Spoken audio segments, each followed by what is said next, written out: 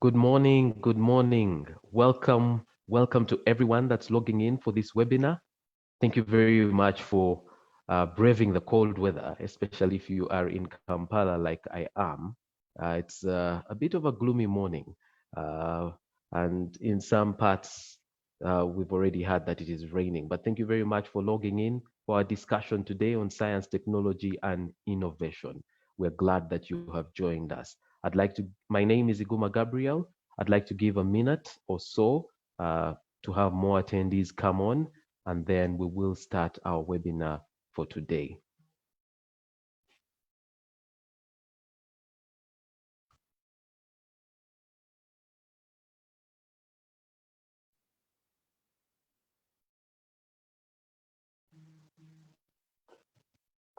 Excellent. It's good to see the numbers growing as attendees log in for the webinar. I'd just like to bring one or two things to your attention as we prepare for our discussion today.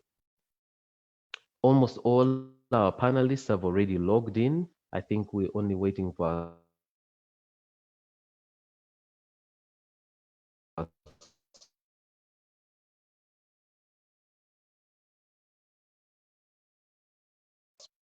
special guest to log in, but all our panelists are already logged in, and very soon I will be introducing each one of them. I know that it's via Zoom, but we have people joining us on. So whatever platform you are using today, it's the same discussion. If you are on social media, Facebook or Twitter, please use the hashtags CASO webinar or CASO, I beg your pardon, it's CASO webinar, and the second one is Thrive Innovation Conversation with us. So please use those hashtags so that it's easy to pick on any comment or a question that you may have. We will be seeking your opinion by using opinion polls. So when the time comes, I will call for the technical team to put up an opinion question. Please choose the option that applies most to you. That will take maybe a minute or so, and we'll be able to know what you think about a particular thing. Panelists, you cannot respond to the opinion question, so we are the tally center, the panelists and I. Okay, excellent. Again, a very good morning to each one of you, and welcome to this webinar where we will be discussing science, technology, and innovation. This is, I believe, the 8th webinar in a series of webinars under the theme COVID-19 Opportunity to Thrive. This has been organized by CASO.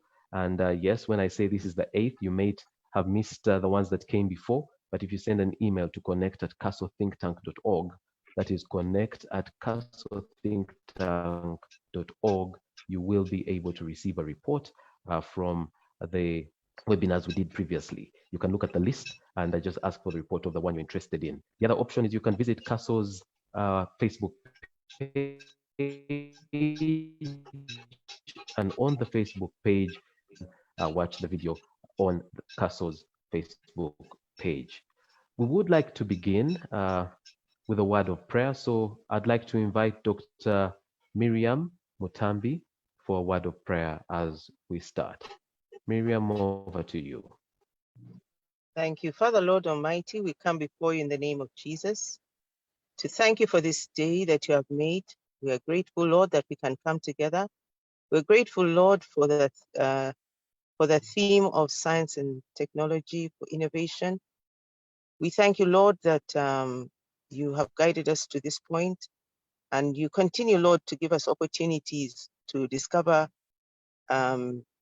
more in science and opportunities to use it in our everyday life, in our development, in our families, our education, in business, in governance. We thank you, Father, and we ask that in this particular session, Lord, that you open our minds to new ideas, to creativity, and that you use the speakers, Lord, to speak to us. In Jesus' name we pray.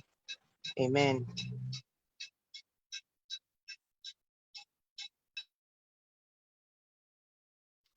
Amen. And thank you very much, Doctor.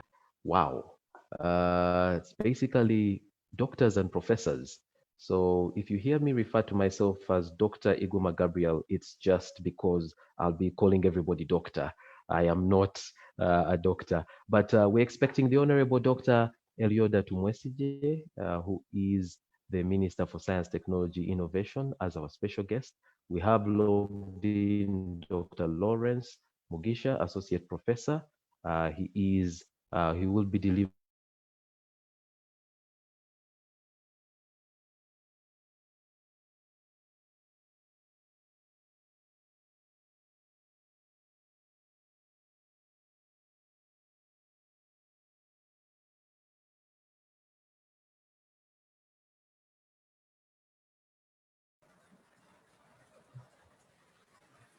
the think piece today. We have our discussants, Run. We have Dr. Dick Kamgasha, Deputy Executive, and Reverend Professor Florence.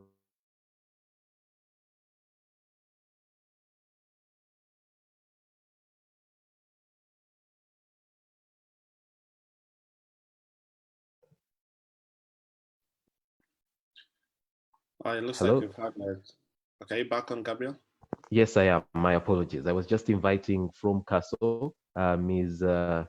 Christine Alupo, to give us welcome remarks. Christine, over to you. Christine? Thank you, Gabriel, and thank you for the preliminaries so far. And I really just want to extend on behalf of CASO a very warm welcome to everyone who's on the webinar today. This is our 8th installment, and we have quite a few planned.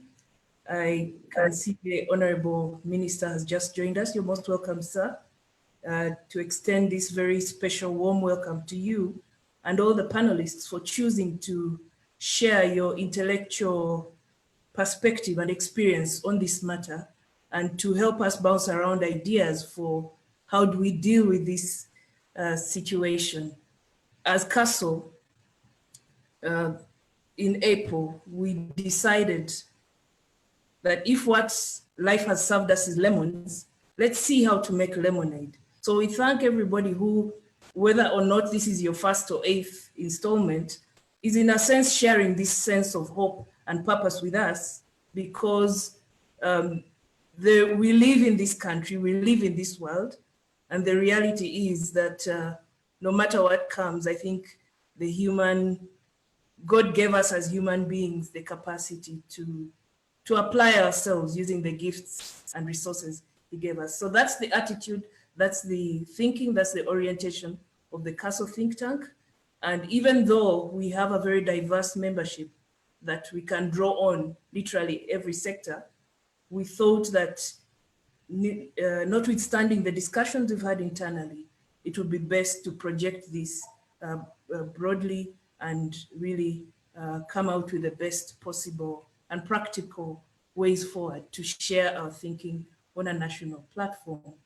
Today, we are speaking about science and technology, and I think we've all already seen that it's at the center of the recovery, and it is going to accelerate anything that even the other sectors are coming up with. Last week, we were talking about employment, we've talked about ICT, next week we're going to be talking about a different topic altogether. But regardless of the sector, science and technology is underwriting the success of how we approach this challenge.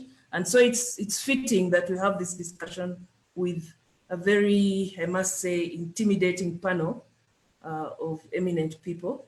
So we really thank you for taking the time off, and let us do our best and make our best contributions so that the think piece can be enriched and that we can draw out from both the audience and the panelists something that is worth delivering to our decision makers, policy makers, and to the country. So thank you all. Let's look forward to an engaging session. Thank you, Gabriel. Thank you very much, Christine. I'd just like to inform the panelists and all the attendees that today we'll be using the Q&A tab that's at the bottom of your screen. So if you have a question or a comment, just use the Q&A to attend to that. Our rapporteuring team will be visiting that, and that will form part of the report that will come at the end of this webinar. So let's dig right into it. The application of science, technology, and innovation in Uganda is still very low, and due to the lockdown, which was a measure taken to slow or to limit the spread of COVID-19, it has become more apparent that science, technology, and innovation is key in solving many glaring issues, whether it is in the health sector, or in manufacturing, or in education, or in employment, which we discussed last week, or even in housing, which we shall be discussing next week.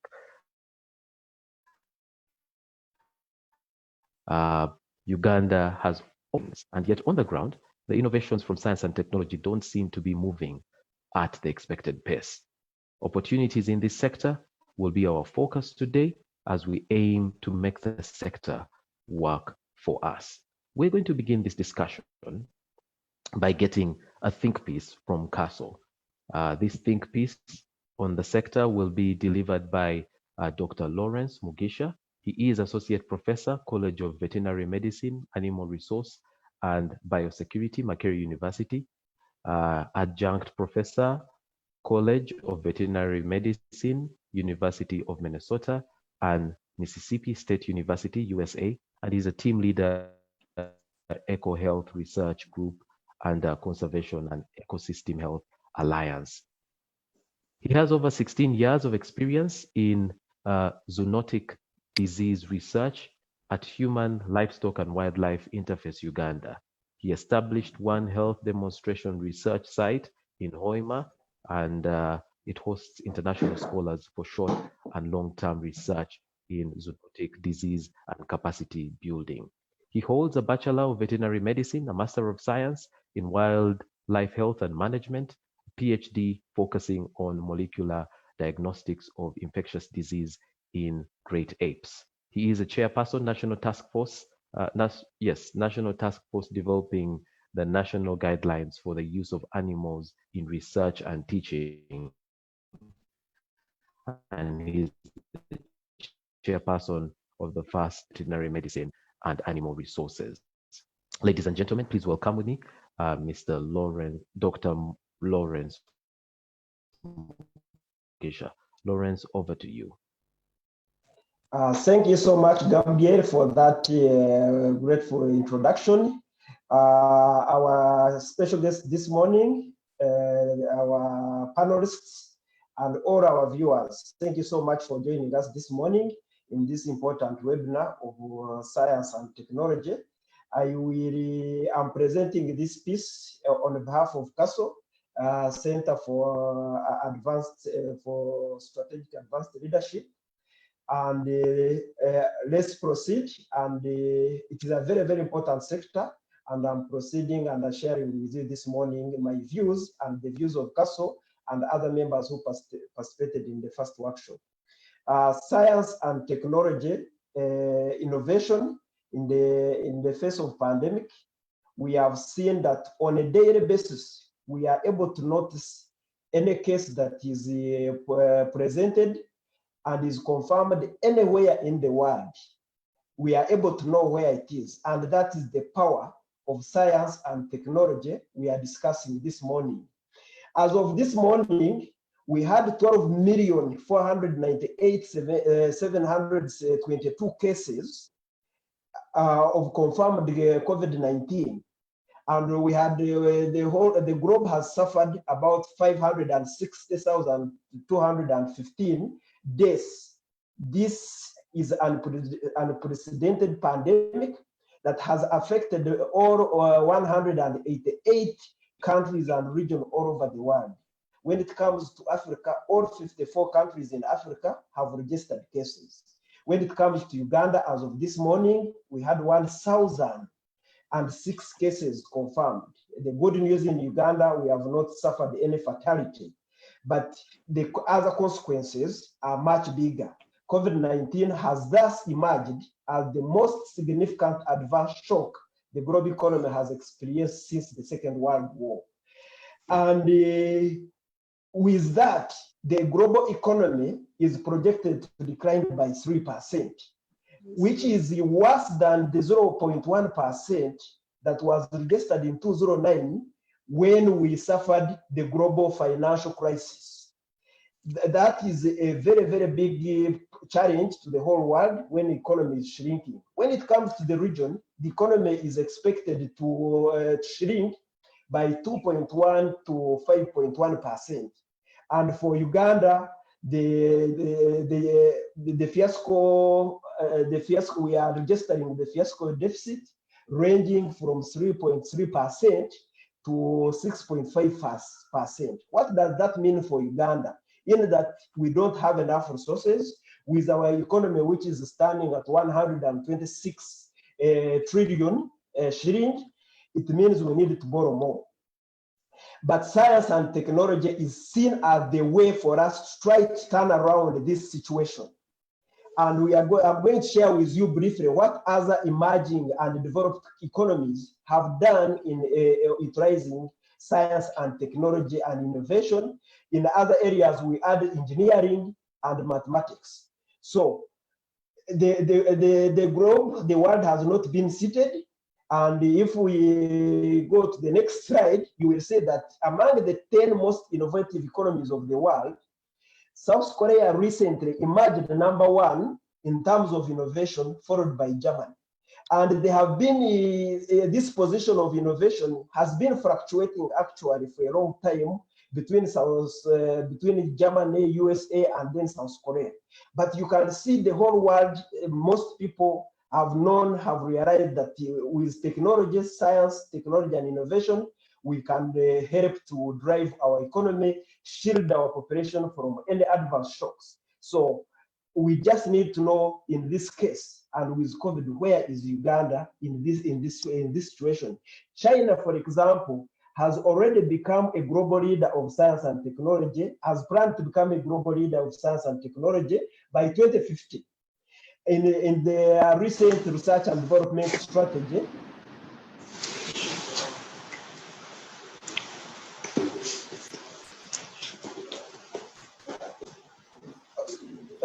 apologies. Please go on as we try and solve that. But okay. Please go on. Okay. China has already planned to become a global leader in science and innovation by 2050 in its plan of research and development strategy called Made in China. And that one can only be achieved with significant investment in research and technology. And this is evidenced, for example, in 2018, European Union and China were investing more than 20% in research, we're spending more than 20% in research and development expenditure. And they have emerged as one of the global leaders in publication. So research and science and technology, apart from innovations, it must be backed by a lot of research. And in order to see the output of research, we see it in terms of publications, in terms of innovations. And if we look at the world share of scientific publications published in 2018, still China, European Union takes a big share of the scientific output.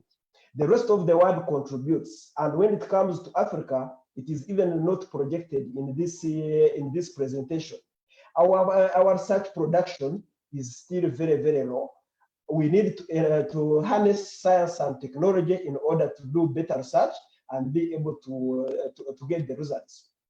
Uganda, we've been recognized science and technology some time back.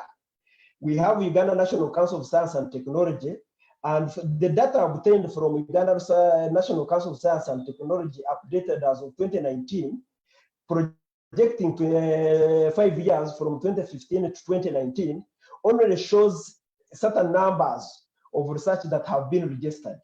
But we could not get the data equivalent to project out of those research that have been registered in different areas, what the output in terms of publications. We also, that shows that we are also not harnessing our science and technology to document our outputs and our works. And the most of these publications are coming in the health sector. That's the good news, and the natural sciences. That's very good. But we still need to do more work. According to the Nature Index of 2018-2019, only Uganda registered only 25 outputs in terms of research publications, those which are recognized in high impact journals. So you can see our journey is still very low, and we can still do more. The world has used science and technology and registered several number of successes, including the current pandemic. And as you may notice, since the pandemic started in late December in China, a lot of scientists, innovators, manufacturers, industrials came into high gear. As you can see of today, the Food and Agriculture Administration of the United States approved over 126 test kits, diagnostic kits, under emergency authorization. As I talk of today, we have got more than almost 200 potential vaccines being worked on, and 14 of them are being tracked so that at the end of before the end of the year.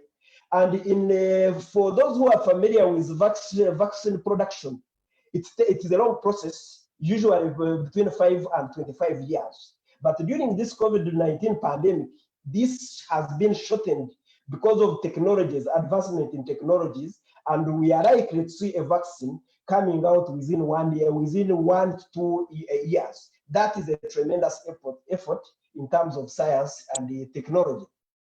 We are also, in terms of numbers of publications, since late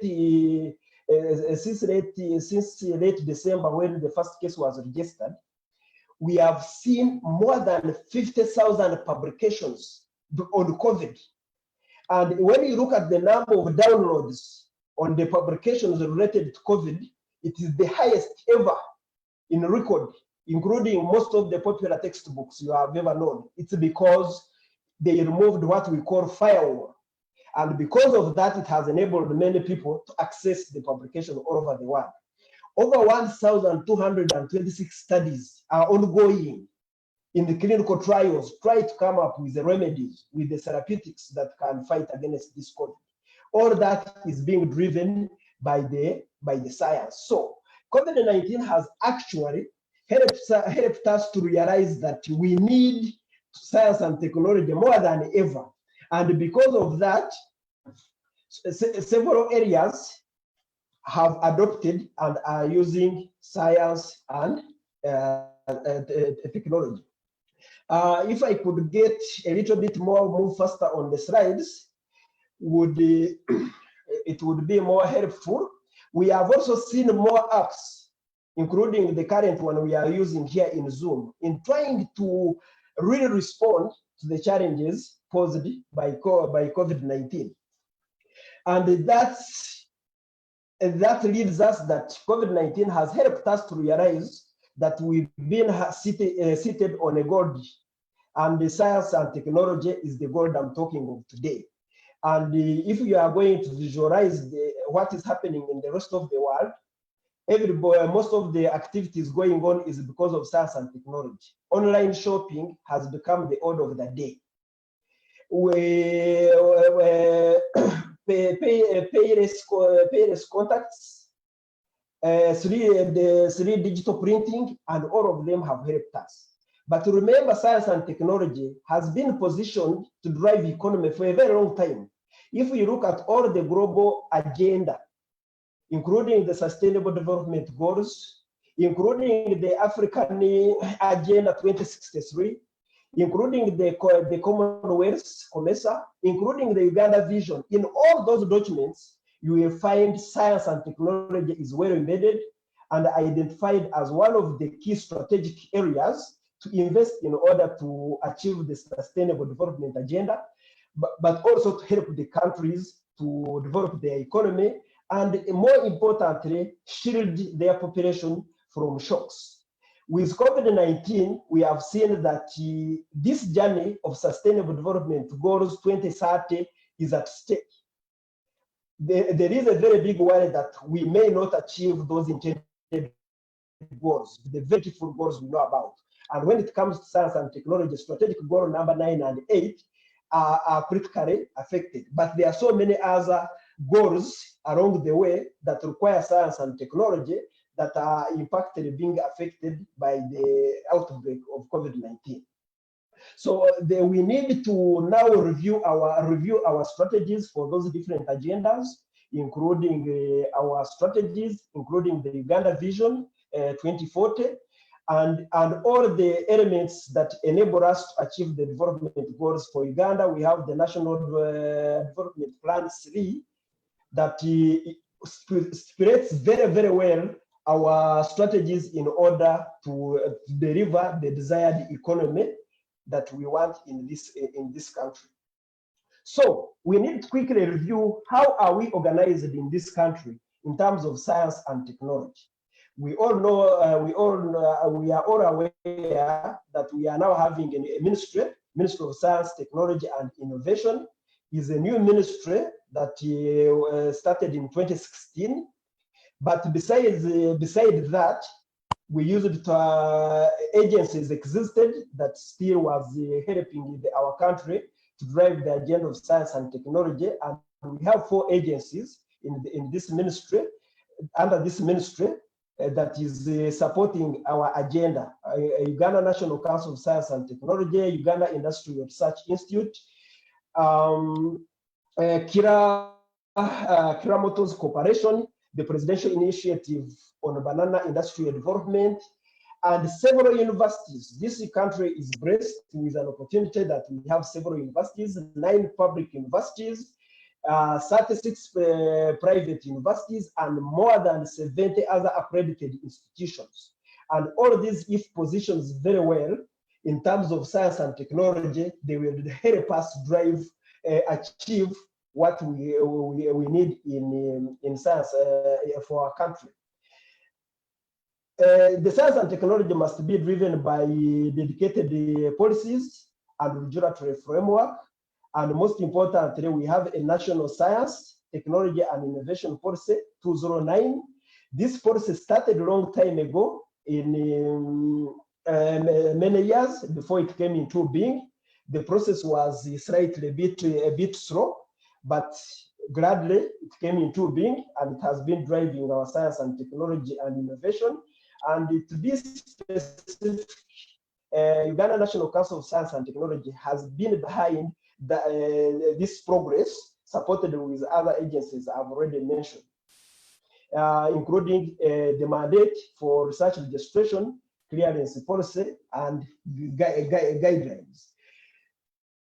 So however, we just need to realize that what have we done? How have we invested in this sector? Unfortunately, we have not invested much in this sector. According to the recent records which I managed to review, we have not gone beyond 0.3% of the proportion of the GDP in terms of science and technology allocation, in terms of budgetary allocations. And this one hampers, of course, the progress. We have, if you look at the current expenditure that was put in the Ministry of Science and Technology 2018-2019, it was about 126 billion. And by the time the Ministry of Finance did an assessment on a report that was produced in April 2019, only about 32 billion had been released. So we just need to ask ourselves, if we really see science and technology as the way to help drive our economy, as we state in the Vision 2040, as well as stipulated in our National Development Plan 3, as was also previously stated in other development plans 1 and 2, are we on track? That's what we need to ask ourselves. However, we have made some progress. If you view from 2007 up to 2016, we have made some kind of different achievements and progress under the Millennium Science Initiative that was co-funded by World Bank.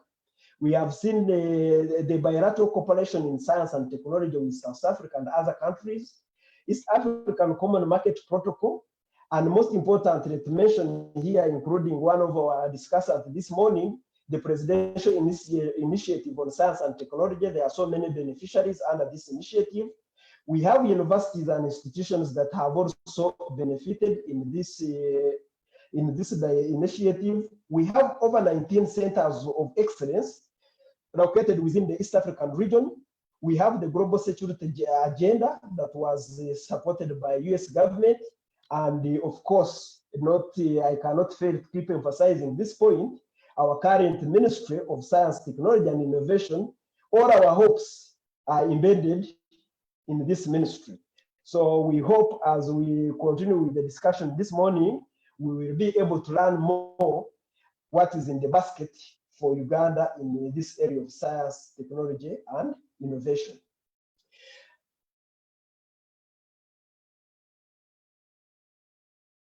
How has Uganda harnessed science and technology during this pandemic? Several initiatives have been registered since the pandemic started. We have seen so many businesses trying to go online. We have seen commercial banks, most of them going through online. But of course, the most important thing to recognize is the immediate funds that have been raised through the Ministry of Science and Technology and the presidential initiative by the government of Uganda. That one has propelled many science very fast. Repositioning of our local industries to be able to produce required health materials needed, including sanitizers. We have produced masks. You can see that Uganda has produced both surgical and N95 masks, and we are even positioning Uganda to be able to export these masks. We are involved in the race for other manufacturing and production of other medical wares. One big example is the medical tent that is already being used in this country. We are also joining the race for the rest of the world to look for the quick diagnostics and the vaccines and the many others. So you can see that we are really not left behind, but we need to measure up our capacity and what we are able to learn.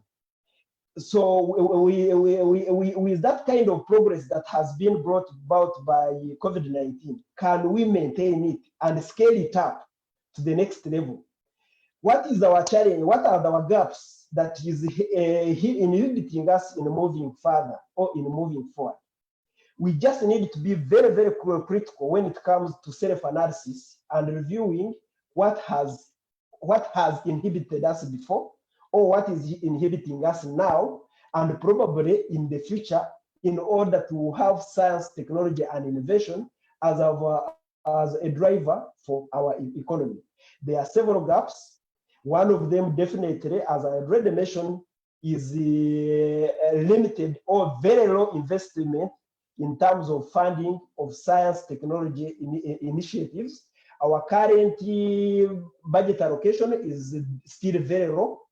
It is very low in that we have not met the target which was agreed upon under COMESA and the East African Protocol, which says that every government needs to invest in research, in science, technology, and innovation by at least 1%.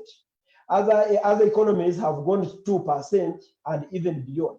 So if we are going to help this sector grow, we need deliberate investment in the sector. The potential has not been exploited. As I've already mentioned, we have several institutions, we have several universities, but their potential has not been exploited. The culture of our population still has a very low mindset in adopting and usability of STI. We also need to change that. That is still a very big gap. We are used to a cash economy. We are not used to anything do so much with the online businesses. That's why you even see our phone, mobile phone application penetration is still below the recommended of 84% in all Africa. Ours is still at 65. So with that kind of mindset, we cannot quickly adopt to the new levels of adopting science and technology. So we face several gaps that are inhibiting us, including not including STI as a priority within our training institutions. A case in example is that in South Korea, pupils in kindergarten are taught internet coding. Now imagine us, I reached almost the university, I never had a computer myself. I only had an opportunity to buy a computer when I had just started working. How can that help us in trying to drive science and technology? We have over-depended on external ICT framework to drive our innovation and the data storage. And that is also itself a limiting factor. Over-dependence on external funding. I'm from Makerere University, not just until recently. Most of our research for funding has been coming from external funders. It is only until last year that the government of Uganda raised 30 billion under the Makerere Research Innovation Fund. Limited in private-public partnerships is also still a hindrance. Poor ICT framework is one of the gaps.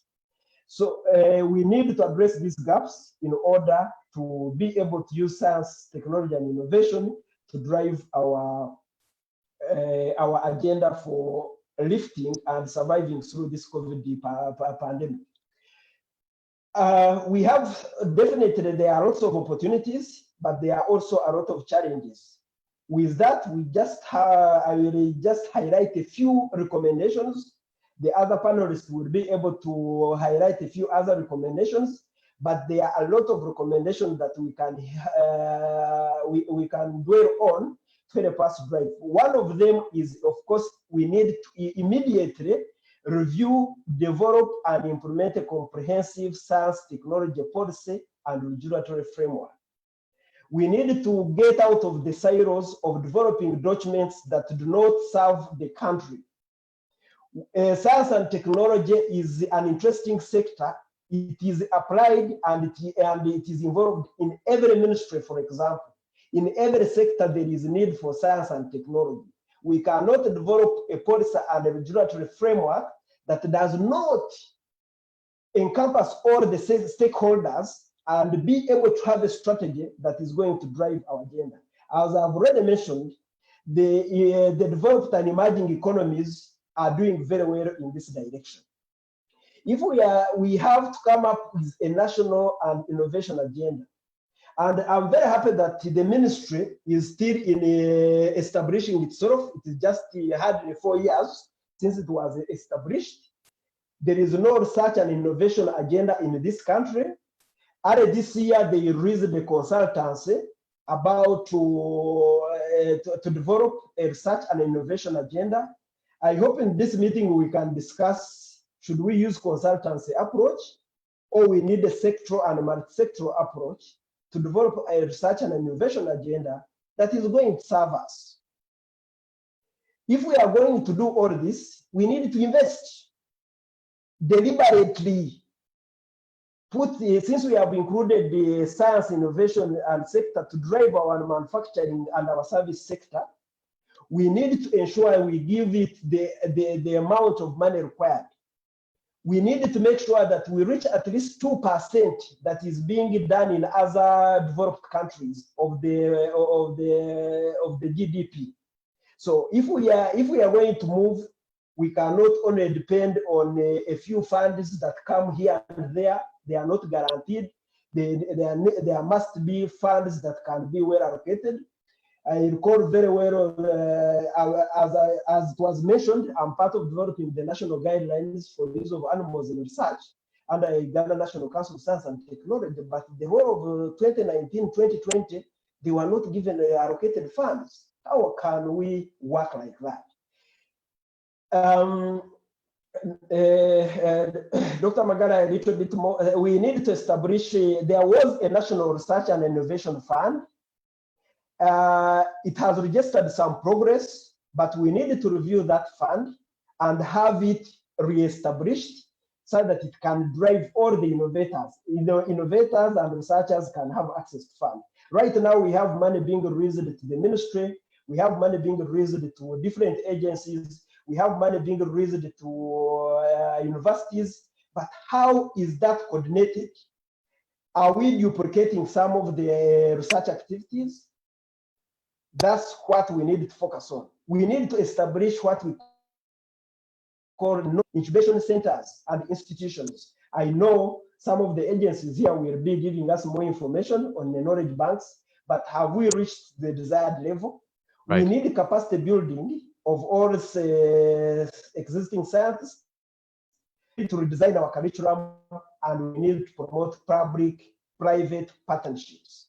And if we do all those, science and technology is going to help this economy survive through COVID-19, but also thrive going beyond COVID-19, and be able to position Uganda among the, since our 2040 vision is to become a developed country, then we can use science and technology innovation to get us there. It will help us to reduce dependency on donors. It will help us solve the local challenges. It will help create jobs for the youth. Uganda, unfortunately, has about 50% of their population being youth, and 43% of them are aged between 0 and 14 years. You remember, as the COVID-19 lockdown was instituted, 15 million children went back home.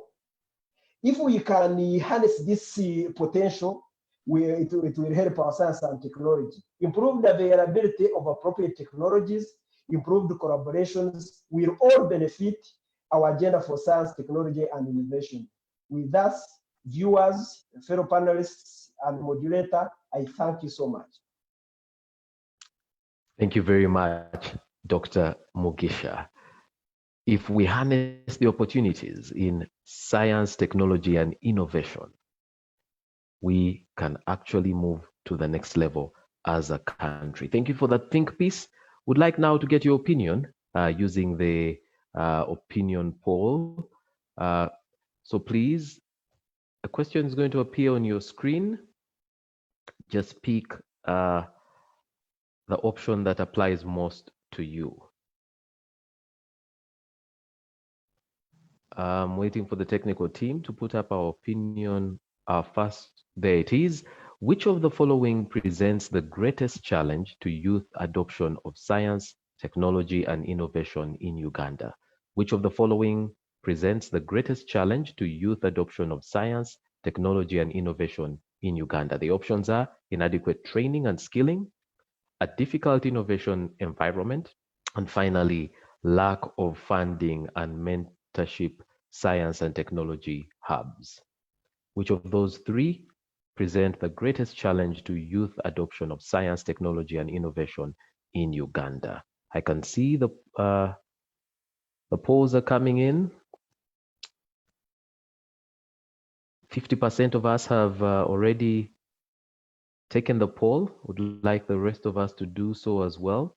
And at the moment, lack of funding and mentorship science and technology hubs is has been picked the most, with 51% of the participants choosing that as the option that presents the greatest challenge to youth adoption of science, technology, and innovation in Uganda. Coming in second is a difficult innovation environment. Well, thank you very much for responding to that poll question. For those who are joining us on Twitter and Facebook, Twitter in particular, you also have the opportunity to respond to the poll. So please respond to that poll question. It's going to be there for a little longer than we can have it here on Zoom. All right, excellent. Would like now to move to our next panelist, but I noticed that the numbers have grown tremendously. So I'd like to welcome those of you that joined us along the way. Welcome to this webinar. We're focusing on science, technology, and innovation. We have all our panelists in including our special guest, the Minister of Science, Technology, and Innovation. He will be bringing us his views later on. But for now, we're going to our next discussant. This is Mr.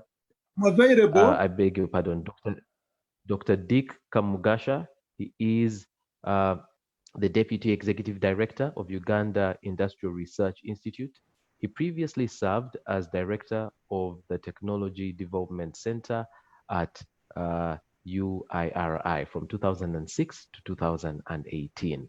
He is an accomplished process engineer with extensive experience in management, leadership and team building, strategic planning, institutional development, project and business administration, applied research, innovation, technology development and transfer, product development, and other fields. He served as a postdoctoral research associate at UCL from 1998 to 2005, developing patent, industrial particulate system quality monitoring and control instrumentation. This work was funded by UK Department of Trade and Industry and featured active collaboration with private sector clients and partners. Dr. Mugasha is a graduate of University of Manchester Institute of Science and Technology, where he attained a Master of Engineering degree in Chemical Engineering and Environmental Technology in 1994. He attained a PhD in Chemical Engineering from the University College London, University of London in 1998. Ladies and gentlemen, Dr. Dick Mugasha, our first discussant. Over to you, Doctor. Thank you, Mr. Moderator, for the introduction. I want to start by appreciating the presence on this platform of Honorable Dr. Lyoda Tumwisije, who is my line minister at Ministry of Science, Technology, and Innovation. And also to thank the presenter, Dr. Mugisha, for his incisive and informative presentation. My reactions to the presentation that Dr. Mugisha, you have clearly illustrated how the most innovative economies or countries in the world are those that have embraced innovation. When you talk about Korea, you talk about China, you talk Japan, that's what we are really talking about. And in fact, you go and reflect how the correlation between the level of innovation and publications, the huge volumes of publications coming out. What I wish to add is the even more critically important high level of intellectual property asset generation in those very countries. Talking about patents, utility models, industrial designs, geographic indications, trademarks, copyright, trade secrets, because those are the roots for the high level of commercialization that they enjoy. And they are responsible for the socio-economic development these countries have been able to register. On attainment of the SDGs, yes, I agree. Without STI, we are not going to achieve the targets. They're going to remain very lofty and high target for us to achieve. There is also clearly and definitely need to invest much, much more as a country in our science, technology, and innovation sector. I also agree that the takeoff point for STI in this country was the 2007 Millennium Science Initiative project, where URI, Uganda Industrial Research Institute, where I sit and serve as Deputy ED, was a recipient of a $5 million grant for institutional strengthening, for infrastructure, and for some basic and critically lacking machinery and equipment. And I have to say, it was a privilege to take part in that project because I had just joined URI at that time. It was my first assignment, actually my first major assignment, to implement URI's component under MSI. And the foundations that project laid are responsible for what the public may see today in terms of what URI is doing. My other reactions will come and are embedded in what I'm going to share now. But I want to start by talking about innovation. I think science is well understood, technology is well understood, but where there is a blurry area is on the topic of innovation. What is innovation? Now, the traditional context of innovation related to creation of entirely new products and entirely new processes. So when you go back in history and you look at Thomas Edison, you look at Galileo, you look at Leonardo da Vinci, in those days, they were looking at a very new thing, something that the world has never seen. But in the world where we are today, especially now world affected by COVID-19, the essence of innovation and invention has changed to include and embrace significant improvements to known products and processes. So you can take a known cosmetic and do something innovative, change it, and you arrive at a new product that is allowed within the rules as novel and an innovation. So I want to start there. Now, for us to succeed as a country, continent, and globally, science, technology, and innovation has to be at the forefront of everything that we do. That one is not negotiable. That one is a very serious consideration. That's why we must fund it. That's why we must have very strong policies. Under the leadership of our minister, we are working on a very, very robust policy, which I'm sure he'll talk more about, for ST&I in this country. But for science and technology and innovation to be effective, you must have a comprehensive and strong innovation ecosystem. The way the wheel of innovation revolves must be very well aligned. And that's where I want to really commit my contribution today, because there are 4 pillars if innovation is to be successful. The first pillar is government. Government, or what you may wish to call the public sector, which is where the key contributions to ST&I are on policy formulation and implementation, and to make sure that we make the right provisions for infrastructure, the right provisions for inputs, the right provisions for development of the critically lacking human capital, and of course, within policy, to look at how we can influence, as the presenter has just highlighted, science education, starting from primary. We shouldn't be meeting these things at university, exposure to computers when you are a graduate. It should come when you're a primary school kid and you're exposed to these things. And when you go to countries like Korea, you'll see that is one of the secrets to their success. The application of ST&I is critically important. Also, in all sectors of the economy, I think that's what makes the ST&I sector, our sector, very special. There is no sector of our national economy where there is no science, where there is no application of technology, where there is no innovation. Go to health, you look at all the ministries, look at all the sectors, and it is important and must be attended to. The other role of government is, of course, financing, financial support, and public awareness to make people, as these things are developed, as innovations come out, as technology comes to full development, to let people know.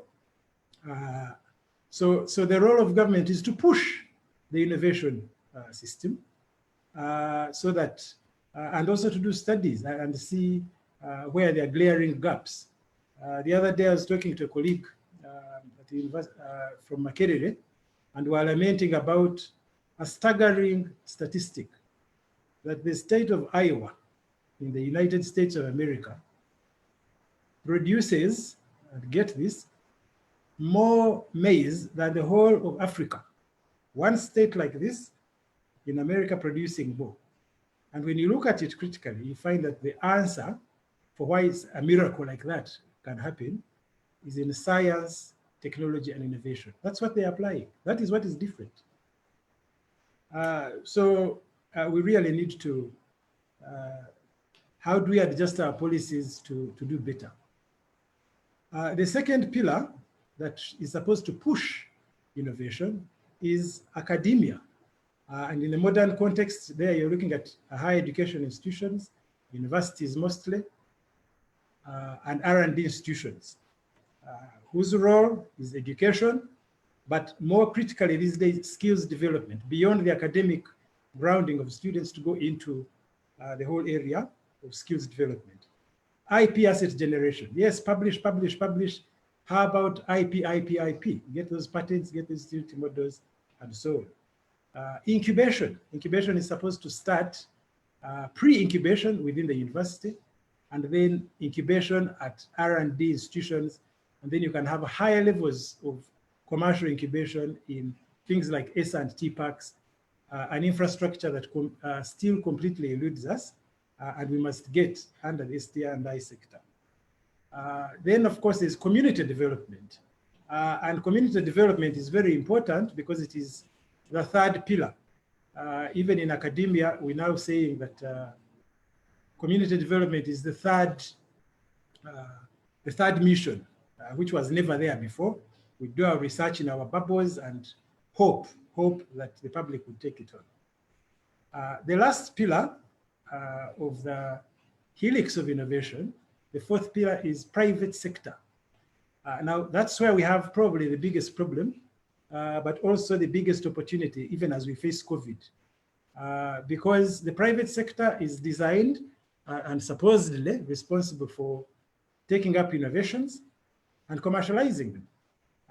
Usually, if they're from third parties, two routes, licensing of the intellectual property or outright assignment, where you just buy the innovation, the innovator says bye, takes it on themselves.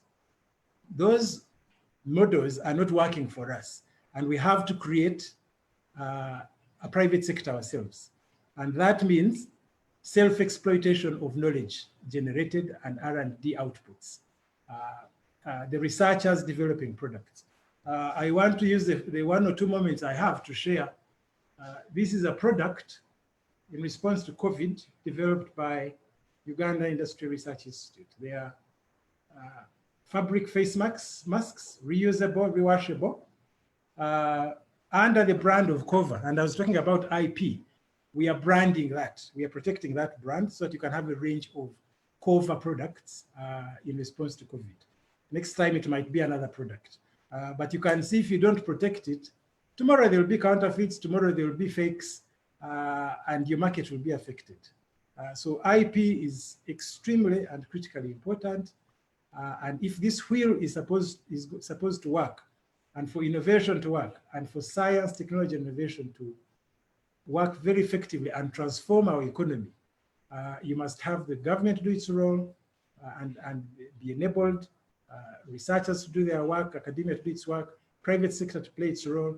And through incubation, as I conclude, through incubation, we have an opportunity to create the type of enterprises that are going to be innovation-centric. Allow me to finish with an example. We support a gentleman called Professor Nantulia for vaccine development at URI. He has developed a thermostable vaccine for Newcastle disease in poultry, and is already commercializing and is in high level stages of developing a plant. Now, before that, there was never any production of a vaccine in Uganda, which is tragic considering we are agronomy based and a lot of that is livestock. Now, Dr. Nantulia is more likely to take on Naro or any other entity and develop their vaccines. Once they know the molecule, they can go to his factory and he develops another one. He will be interested in that kind of innovation. That's the kind of enterprise that is innovative, that is lacking in the portfolio of manufacturing industries that we have. And the prayer is that as that happens, our other industries will take an interest as part of their diversification, as part of their growth strategy, to now also embrace innovation, because there's nothing better than copying what others are doing and getting results in. I think I'll leave my contribution at that and respond later to the other comments from the public and members. I thank you. Thank you very much, Dr. Mugasha. And it's good to see that we are making masks. Right now, the 15 million learners that were pulled out of school may have to continue their learning using certain devices. I hope we can start thinking in the direction of making those kinds of devices, however simple, so that we don't have to import them, because that's going to be a lot of money leaving the country. And I'm sure our scientists can innovate something in that direction. Thank you very much, Dr. Mugasha. Would like now to move on, but I notice that we have two people with their hands up, Robbie Kakonge and Professor Kiria George. Please use the Q&A tab at the bottom of your screen.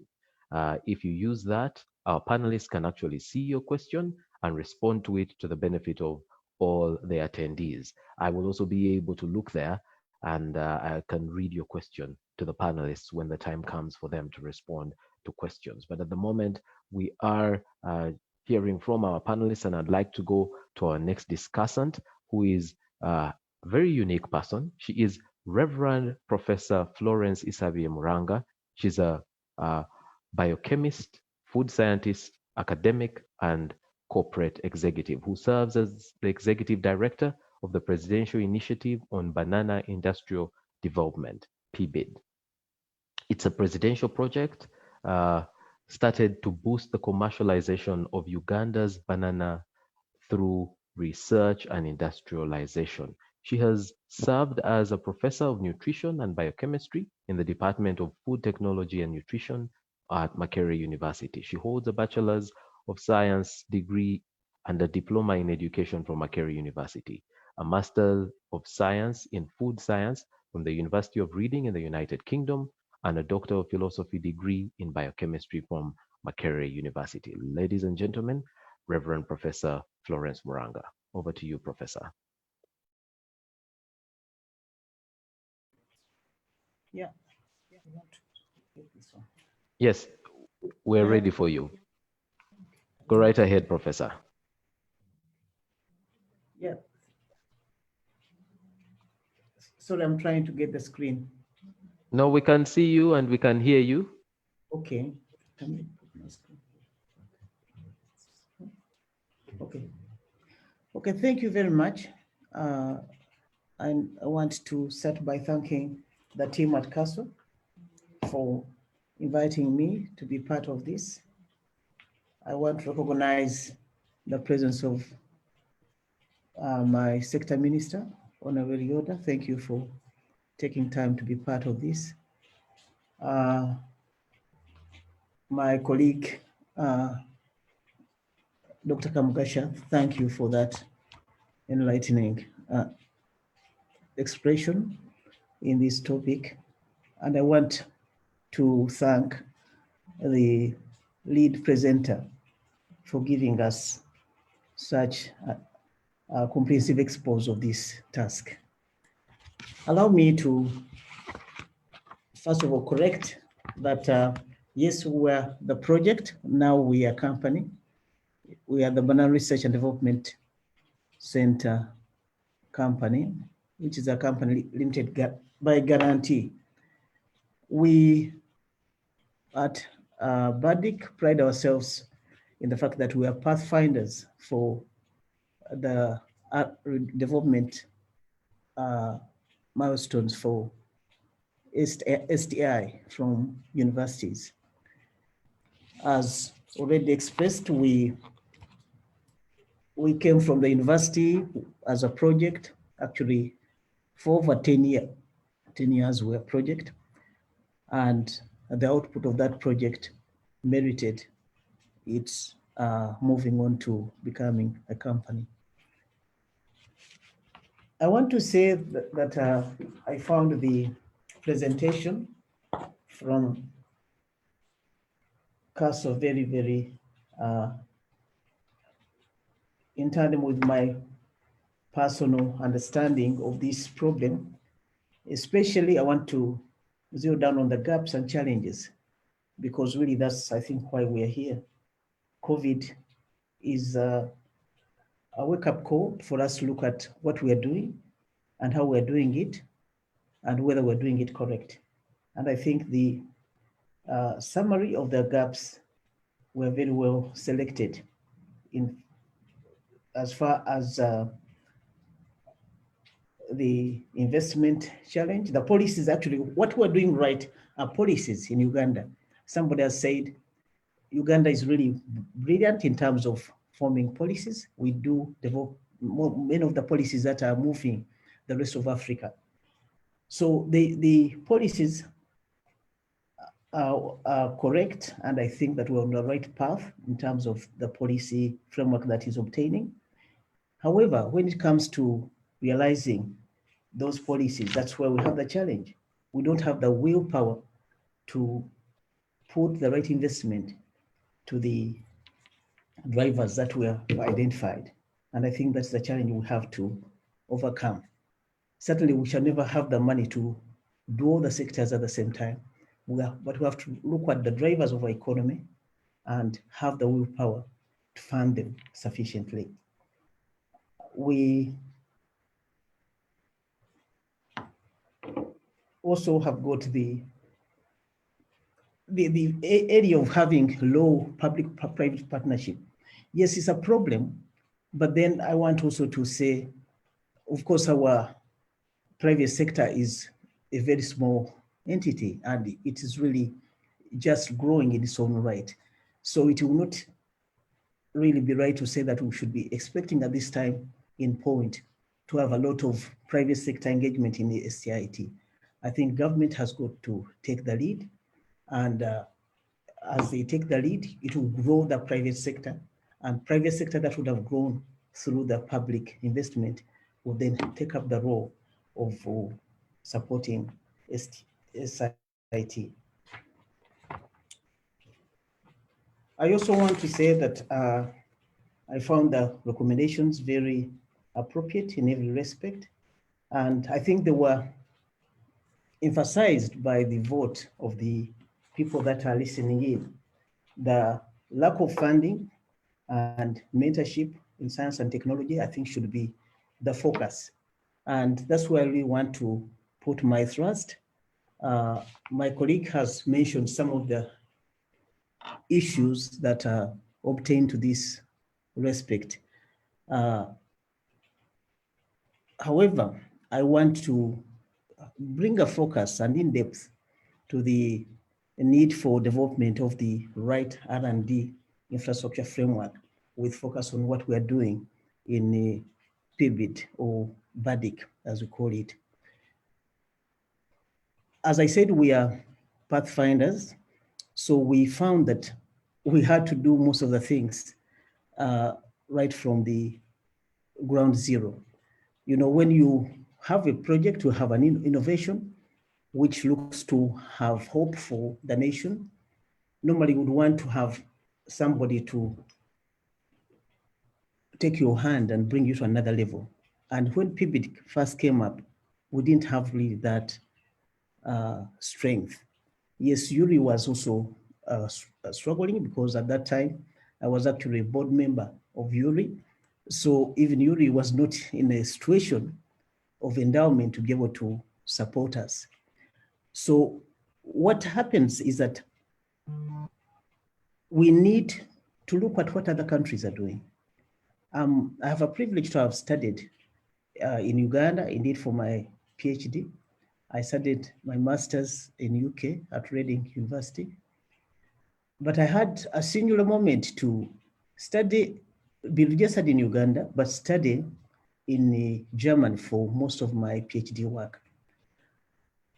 And I want to say that I think exceptionally, I was lucky that I didn't go to a conventional university situation. I was patterned because my professor was the director of one of the actually R&D centers in the agriculture. I was stationed at a center in northern Germany. And with that, I had an opportunity to permeate most of the research centers that are related to what I was doing. That was I was looking at flour and starch in particular. I went to centers like the Fraunhofer in Berlin. I also associated to Max Planck. You know, singular opportunities which you normally you will not get as an external student if you are at university. What I learned through this is that at universities, most of the work is like opening up. It's like scratching on the surface. Then behind these universities, you have the in-depth where the link between the research centers and the industries actually take place. Because most of my co-students whom I shared bench with were actually being funded by industry or doing research directly for uptake by industry. Now with this background that formed our aspiration to try to put a new framework in place in Uganda that would stand the test of time in terms of linking R&D to the industry, but also to the community as my colleague was talking about. So we put a framework whereby we have ability to do research from scratch, test it in the lab, test it in a pilot plant, and then move it by scaling it to industrial level. That was very ambitious, and that's why it has taken us long, but I'm happy that we are seeing the end of the tunnel because of the framework that we've set up. We have set up what we call a technology business incubation process. We've set up a pilot plant. We have set up a scaling up mechanism that is going to go through industrial technology park. And then we're also setting up the community approach through the trade, what we call the commodity trade center, which we eventually will become the token trade center. It is like a diamond, really. In my, I should have put it on the screen, but the fact that we eventually have a dynamic value chain that we are setting up, which takes anything from the lab, tests it, packages it for the market, and puts it on the shelf when it's successful. But at the same time, it has the legs to be able to go backwards to see how does this benefit the community or the supply chain that is bringing in the raw material. So we have ability to train the farmers so that they also can gravitate towards this value chain with the view that eventually some of these farmers will become the owners of some of the industrial components that we are setting up. As professors that are doing this, we're also looking at the mentorship issues. We get actually from the street, a lot of first class, upper second class students who come and work with us and work on components which they eventually want to put on the market. I want to say this roughly is what we are trying to do in terms of managing the gap filling process in the agricultural value chain, using the banana as the dummy for this process. I think I just want to stop there and invite any questions going forward. Thank you very much, Professor. And truth is, there could be very many questions at this point, but would like to hear from we have one more panelist, then our special guest, and then we will take the questions together. However, at the bottom of your screen, there's a Q&A tab. That Q&A tab, has questions that have been asked. And our panelists, thank you very much. You've actually responded to all the questions. So the questions have moved to the answered section. But for our participants, if you have any question, please go right ahead and ask. And definitely one thing that's ringing in our minds is, Dr. Mugasha talked about patenting. And I know that Professor Moranga was able to patent. And it would be good to know how you went through the process, because patenting doesn't seem to be something common we're doing here in Uganda. We have very, very few people that will innovate and then go ahead and patent. And it would be good for us to learn from you, because when someone's product is protected, then more people are encouraged to go ahead and innovate. Okay, we'd like now to move to our next discussant. But before we do that, let's have our next poll question. If we could have our poll question. Those that are on Facebook and Twitter, please remember to use our hashtags, Castle Webinar and Thrive Innovation. When you use that hashtag, we are able to also receive all your contributions and include them in the discussion and report that we shall have after this discussion.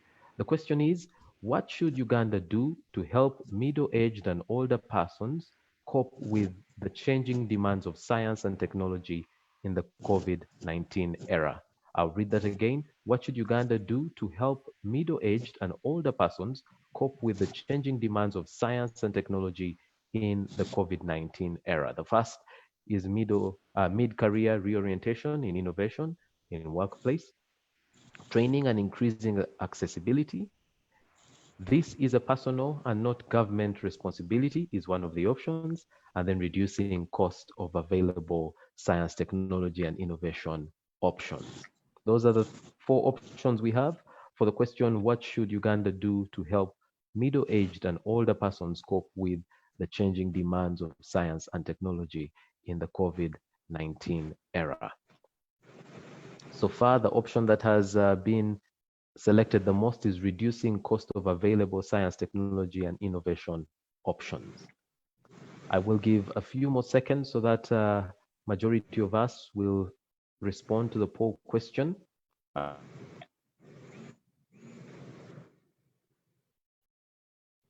A reminder, those on social media, we shall also, and we will take a record of what you select.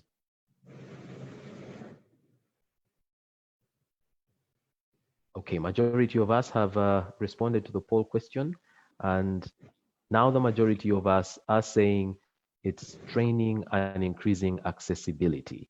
Training and increasing accessibility has come in at 41%, and at 32% we are reducing the cost of available STI options. Thank you very much. Let's now move to our next discussant, who is Dr. Roy William Mayega. He is Deputy Chief of Party Resilient Africa Network, RAN, and a lecturer of the Department of Epidemiology and Biostatistics at the School of Public Health, Makerere University, teaching epidemiology and research methodology to both graduate and undergraduate students. Dr. Mayega has accumulated at least 20 years of experience. That's going to be his presentation, so I hope it doesn't distract you. He's going to start on that presentation, but he has at least 20 years of experience in public health related work, 6 of which were spent at primary care level. He is also the instructional material designer and editor of the MPH distance education program at Makerere School of Public Health. Dr. Mayega's current research interests include non-communicable disease control, disaster risk reduction, resilience, and innovation. He holds a master's degree from Makerere and a PhD in medical science from Karolinska Institute in Sweden. Ladies and gentlemen, please welcome with me Dr. Roy William Mayega. Over to you, Doctor. Thank you very much, moderator, and morning one who is on this session. I would like to start by thanking Castle for making it possible to have this platform. These are some of the platforms that will help to get scientists like us who are locked up in universities to go out and participate in these discourses that help to build and share the knowledge. I'm also privileged to present in front of the Honorable Minister for Science and Technology, Honorable Elioda Tumwesije, who incidentally in 2013 came to Makerere University School of Public Health to launch our first ever innovation call. And with this presentation and feedback on the discussion topic, I'll be able to share some of what has been achieved since then. Lastly, I would like to, before I start, I would like to thank Dr. Florence Mugasha for that energizing and very insightful presentation. And I think my main take home from what he has presented is the issue of opportunity. We are living in a time when the opportunities are increasingly making themselves available for scientists and other stakeholders to apply science and technology to solve solutions. And in comes COVID-19, which revs up the environment even more. We are at a time when the SDGs have been prescribed, and the SDGs are pointing a lot to the issue of innovation, as Dr. Florence Mugasha so ably brought out. Two, he also indicated that the regional move and the national move is moving in the direction of science and technology, creating these institutional frameworks like the Ministries of Science and Technology Innovation, the Ministries of ICT have been created across the East Africa region and the countries around. So we are moving in that direction where the appetite for innovation is increasing. And then we have the universities and the research institutions which are increasing, which Dr. Mugasha so ably brought out. But within those universities, to add to what Dr. Mugasha brought out, we have students, and these students have a lot of intellectual potential that needs to be tapped in to bring out their innovativeness to solve some of the problems that we are trying to tackle. So for me, one of the key things that warmed me up from Dr. Mugasha's presentation is the issue of how he laid out the opportunities and how the environment is steadily changing for that. And I would like now to pivot to my presentation, in which I'll bring out more and discuss some of the issues that Dr. Mugasha brought out. The COVID-19, the unprecedented way in which it unfolded, has challenged our entire research and innovation system, needing solutions on the go. In the space of 3 months, like Dr. Mugasha highlighted, the pandemic spread to nearly all countries. And what is worth noting is that the absorptive capacity of even the best resourced countries in Europe, was stretched to the limit in areas such as surge capacity, responding in a very short time to a rapidly developing situation to bring out tests. The point of care tests had to be developed at that same time when the epidemic was unfolding, but also finding cases and then rapid deployment of treatments for a disease for which little was known, and then tackling the massive socioeconomic effects of the pandemic.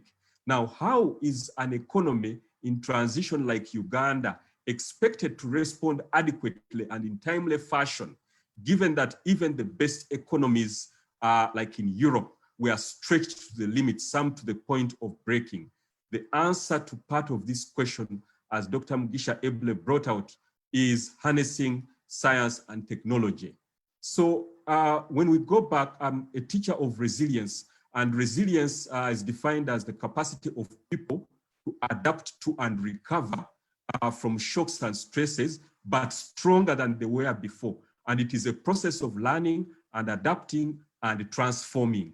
And innovation, what is called transformative capacity, using innovation to learn and get better, is part of the resilience process.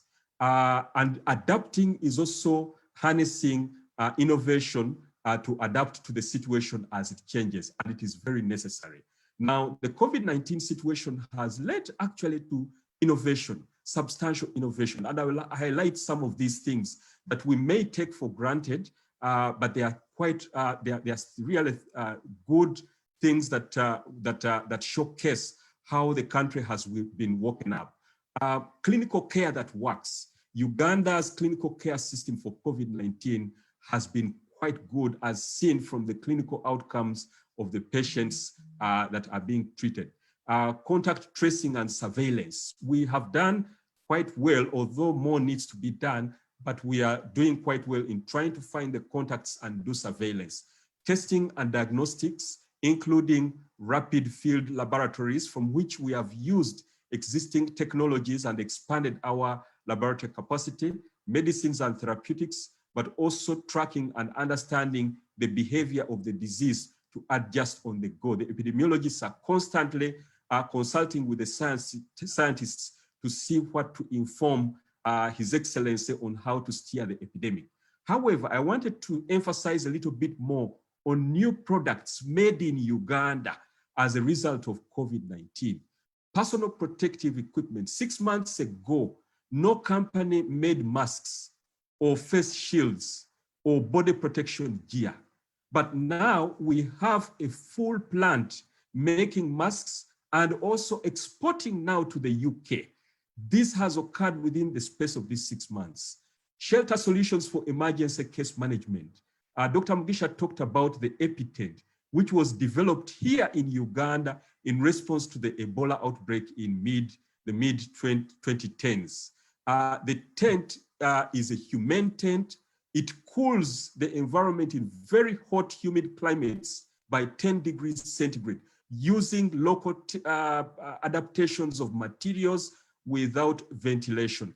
And that tent has been deployed so far in 5 regional referral hospitals and at the revenue point at the border.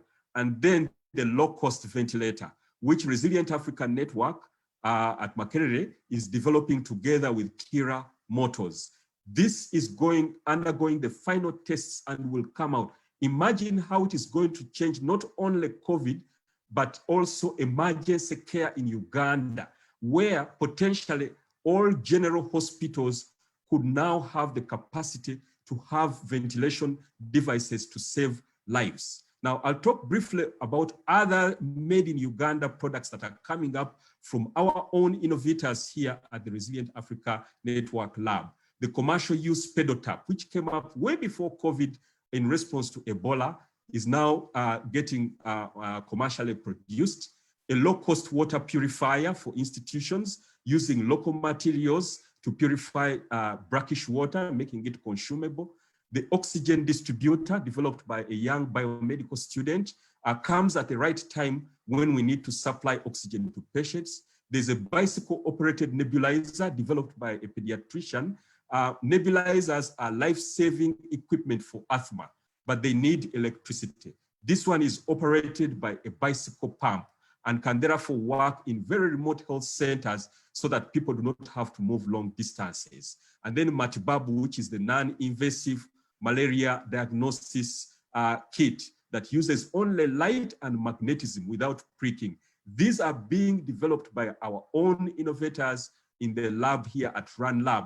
And I know there are similar things going on in many other labs that are coming up, but also the digital health solutions that have come up, new apps for institutional case detection and various e-commerce platforms.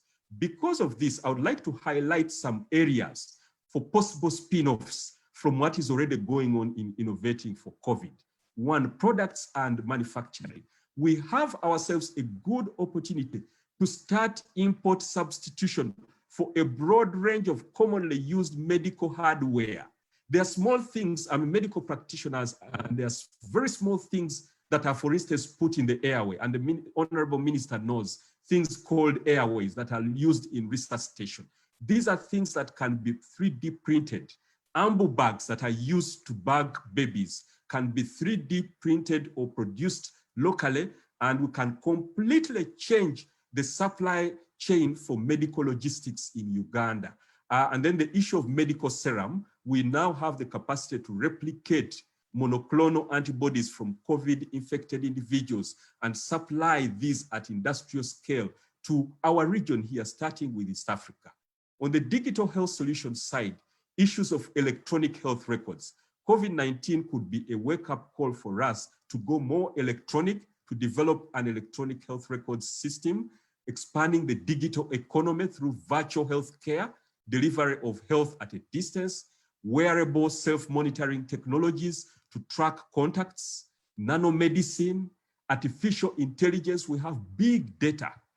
For instance, there is the call center at the Ministry of Health has generated a large database from the telephone calls that they receive. And this artificial intelligence techniques can be applied to see where is the epidemic heading, which are the next districts to be hard hit. Mobile health apps are increasing. Other possible areas are smart dispensers for chronic patients like HIV. We've had interruption in HIV care because of COVID, but smart applications like dispensers can help to dispense drugs to them without them moving to health centers. 3D printing become a household name. So in summary, these are some of the things that I think are needed in the environment. One, supporting proven interventions to go to scale, especially linkage to manufacturing, supporting these ventures in business development. Many of our researchers are not exposed to the entrepreneurial side and need to be handheld in the commercialization process and the establishment of commercialization centers, especially starting with higher education institutions. Two, financing innovations. As someone indicated, most middle-income countries spend 1% of their budget at the minimum on science and technology, and we need to hit that. But also provide high-risk funding. Many of our innovators cannot get funding from commercial banks because their projects are considered highly risky. So we need to create these escape mechanisms for them. The other one is the regulatory framework. When I come up with a ventilator, I need a license that can allow me to deploy it for emergencies without going through the full certification processes that could delay the launch of the product. And then we improve it and get the full certifications on the go. And then we need, as someone said, more innovation hubs, research labs, workspaces with specialized equipment. Some of these innovators need very heavy equipment to fabricate certain parts, and they need to go to a place where they can do that without all of them having to import the equipment, training and mentorship, and then bringing disciplines together. A group of computing students moved to the medical ward in Mulago, and it was the first time that they realized that the midwives were listening to a fetus using a very old gadget that is 200 years old. And they said, no, we can use audio from the phone to make you to listen to the fetus. And this requires cross-disciplinary ICT students working with medical students, working with social scientists, and the hub should be able to do that. For import substitution to work, we need a comprehensive econometric assessment of which products have a viable market potential in the region. So that if you say that ambu bags or ventilators have a market sufficient, it is $3 million, then somebody can go in and produce that product. And lastly, for the research agenda, Makerere is favored as one of those institutions that has received special research funding from the government to the tune of $8 million equivalent.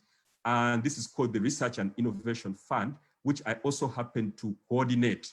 And we have consulted over 90 stakeholders from the ministries, including the Ministry of Science and Technology and all other ministries and the private sector. And we came up with a research and innovation agenda for the farm, which could be the starting point for the Ministry of Science and Technology Innovation to build off of that, to build the National Research and Innovation Agenda. Thank you very much for listening to me. And I would once again like to thank Dr. Florence, who primed this very exciting discussion, and also Tasso for this opportunity. Over. Thank you very much, Dr. William Mayega. And since you have a presentation, I know some of the questions coming in our chat will be asking whether you'll be able to share that presentation. So I'd like to ask you directly, are you able to share that presentation? Yes, I'll be able to share the presentation. Excellent, excellent. If you can just make it available to the CASO team will make it available to the participants who are interested in reading more, because the time was little. We noticed that you had to run through some of the things. Would like now to take a third poll question as we prepare to invite our special guest, the Honorable Minister of Science, Technology and Innovation. Honorable Minister, we can already see you, but let's take the poll question and then we will come over to you. Technical team, if you could display our poll question. All right, this is our third poll question. Who, in your opinion, is responsible for the development of science, technology, and innovation in the youth in Uganda? Is it the family, educational institutions, the government, or the gifted individual? Who, in your opinion, is responsible for the development of science, technology, and innovation in the youth in Uganda? Is it the family, educational institutions, the government, or the gifted individual? All right, the answers are coming in very quickly. If you could respond. Excellent. At the moment, we have 43% of us saying educational institutions and 38% saying the government. We're waiting for more of the polls to come in. Okay, many of us don't think that this should be left to the individual. All right, I believe we can end it there, with majority of us saying that educational institutions are responsible for the development of science, technology, and innovation for the youth, and 38% saying the government. So educational institutions and the government were the highest picked options. Thank you very much for taking that poll. Ladies and gentlemen, it is a great honor now to invite our special guest, the Honorable Dr. Elioda Tumwesige. He is a Ugandan politician, physician, and epidemiologist who has served as Minister of Science, Technology, and Innovation in the Cabinet of Uganda since June 2016. He has served as medical officer at the Uganda Ministry of Health in the Epidemiology Studies Unit. He has also served as a member of Parliament representing Shema Municipality in Shema District. He served as State Minister for Health, General Duties, and Minister for Health at the Ministry of Health. He holds a Bachelor's of Medicine, a Bachelor of Surgery degree from Makerere University, and a Master of Science in Epidemiology from Case Western Reserve University in Cleveland, Ohio. Ladies and gentlemen, welcome with me our special guest, Honorable Dr. Elioda Tumwesige. Over to you, Honorable. Yeah, allow me to first of all thank Dr. Magara and the CASO think tank team for organizing this webinar on COVID-19 opportunity thrive. Allow me also to thank Dr. Musenero, who made the coordination with our team. I also like to thank the panel, the Think Peace presenter, Dr. Florence Mugasha, and also the panelists, Dr. Mugasha, Dr. Moranga, and Roy Mayega. I noticed that the presentations today, and indeed the webinar, is focusing on COVID-19 opportunity to thrive, with a special focus on the STI sector. I want to say, with respect to COVID, that allow me to first of all thank God, for I'm a scientist, I also believe in God, for his divine intervention to see that Uganda has been able to have few cases of coronavirus infection, and also almost 0 days. When you look at what's happening in the whole world, it can't just come that Uganda is just lucky. But God has enabled us, particularly through giving us good leaders, giving us a president who is endowed with wisdom, endowed also with high capabilities, intellectual capabilities, significant scientific analytical skills, good health and strategic vision. Because leadership plays a big role in whatever we are doing, and with the president, of course, the task force, the Minister of Health, the scientists like Dr. Musenero and others, all these have enabled us to have very slow entry of the virus into Uganda, and has therefore helped us prepare adequately for COVID outbreak and COVID, whatever will come out of COVID. And as a consequence, of course, we have 0 days. When you see many people dying in South Africa, many people dying in West Africa, Europe, Asia, and South America, and then you see in Uganda, we have no deaths, it's because of the work of our scientists and our leaders led by the president. Now, COVID-19 is relatively a new disease about which many things are still unknown. Many scientists all over the world have been able to unravel the coronavirus. But as you know, it's only like recently when they were able to confirm that the coronavirus can be spread through tiny particles, through aerosols, and therefore it's airborne. So a lot of information is coming up, and as a consequence, COVID-19 pandemic has become a health crisis and also a human tragedy. The pandemic is also not like any other global health epidemic the world has faced in the recent times, both in terms of health, economic, and social impacts and pace of spread. The current epidemic of COVID has underscored the critical role science plays at the forefront of global responses, prevailing threats and challenges. Science, technology, and innovation, and especially research, plays a central role in understanding the disease and generating new knowledge.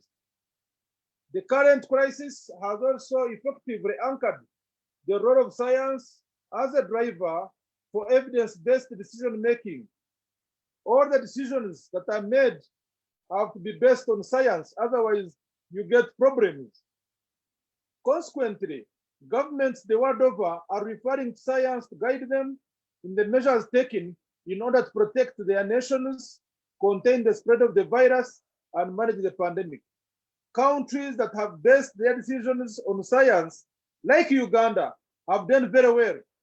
For us in Uganda, every decision we're going to make, even like regarding elections, the president had to say, let us consult scientists. And where interventions are based on science, the output is very clear. You have reduction in cases and certainly flattening of the curve and eventually controlling the epidemic, even before we have got the vaccines and drugs. And of course, the role of the Minister of Science, Technology and Innovation is to ensure that all government programs, all interventions in the government are made based on the best scientific evidence available and the least costs and best quality technological tool possible. And therefore, as a minister, we are happy that whatever interventions we are taking are based on the best scientific evidence available.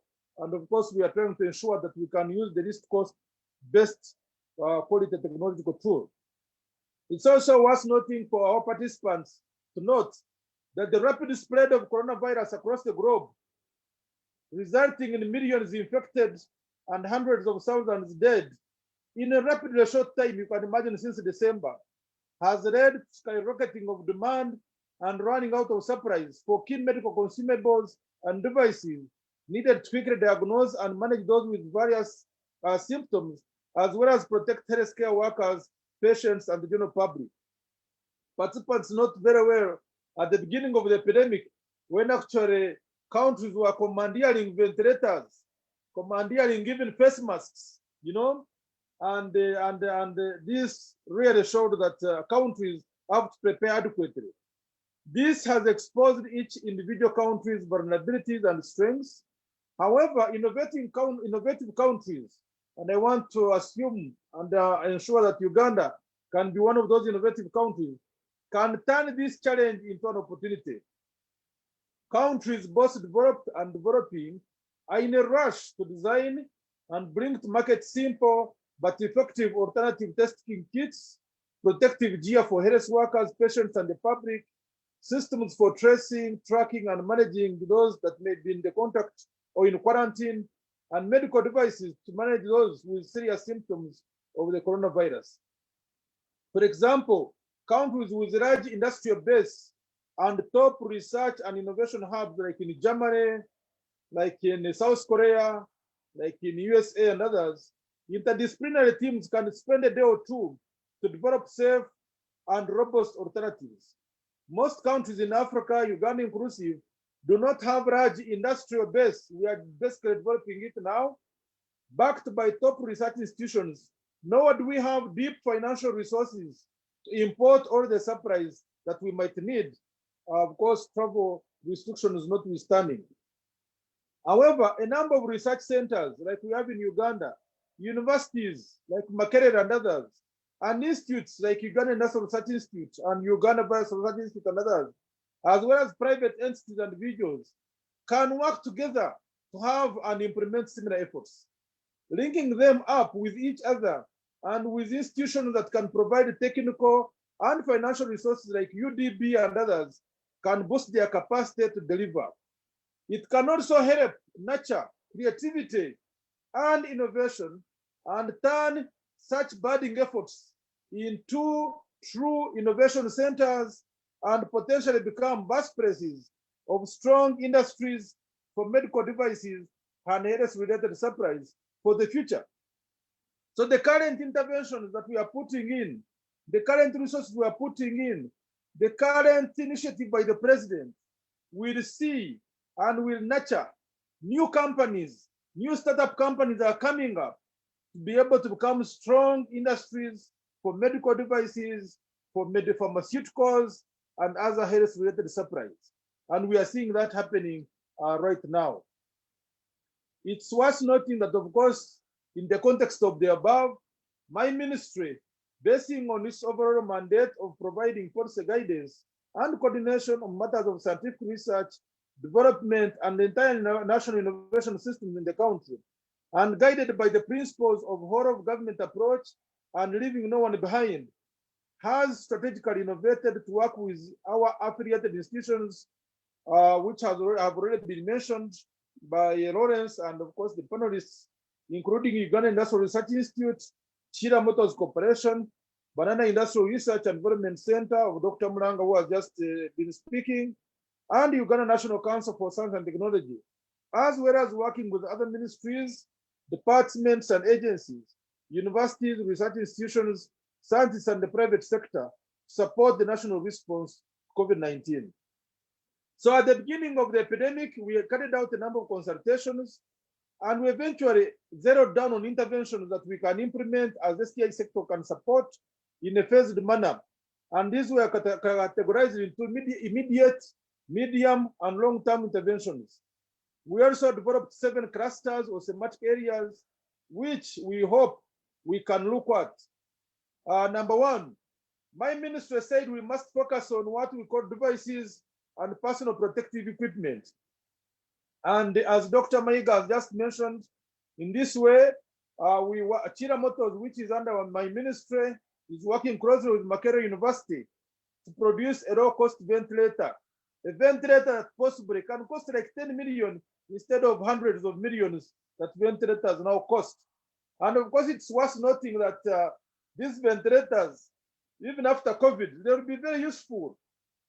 We already were seeing in the past our intensive care units short of ventilators.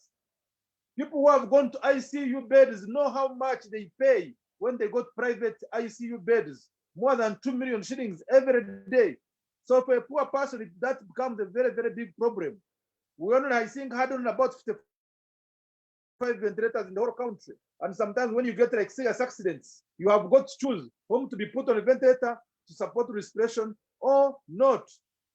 And therefore, being able to produce our own ventilators here will not only help with COVID, but also help with many other conditions, including road traffic accidents that happen in our country. But it's also worth noting that the same ventilators can be exported all over the world. Also, my ministry has focused on supporting protective gears, especially masks. And with respect to masks, my ministry has had about a number of interventions. One, through our agency of Uganda Research Institute, as Dr. Mugasha has indicated, we are now producing very good quality masks.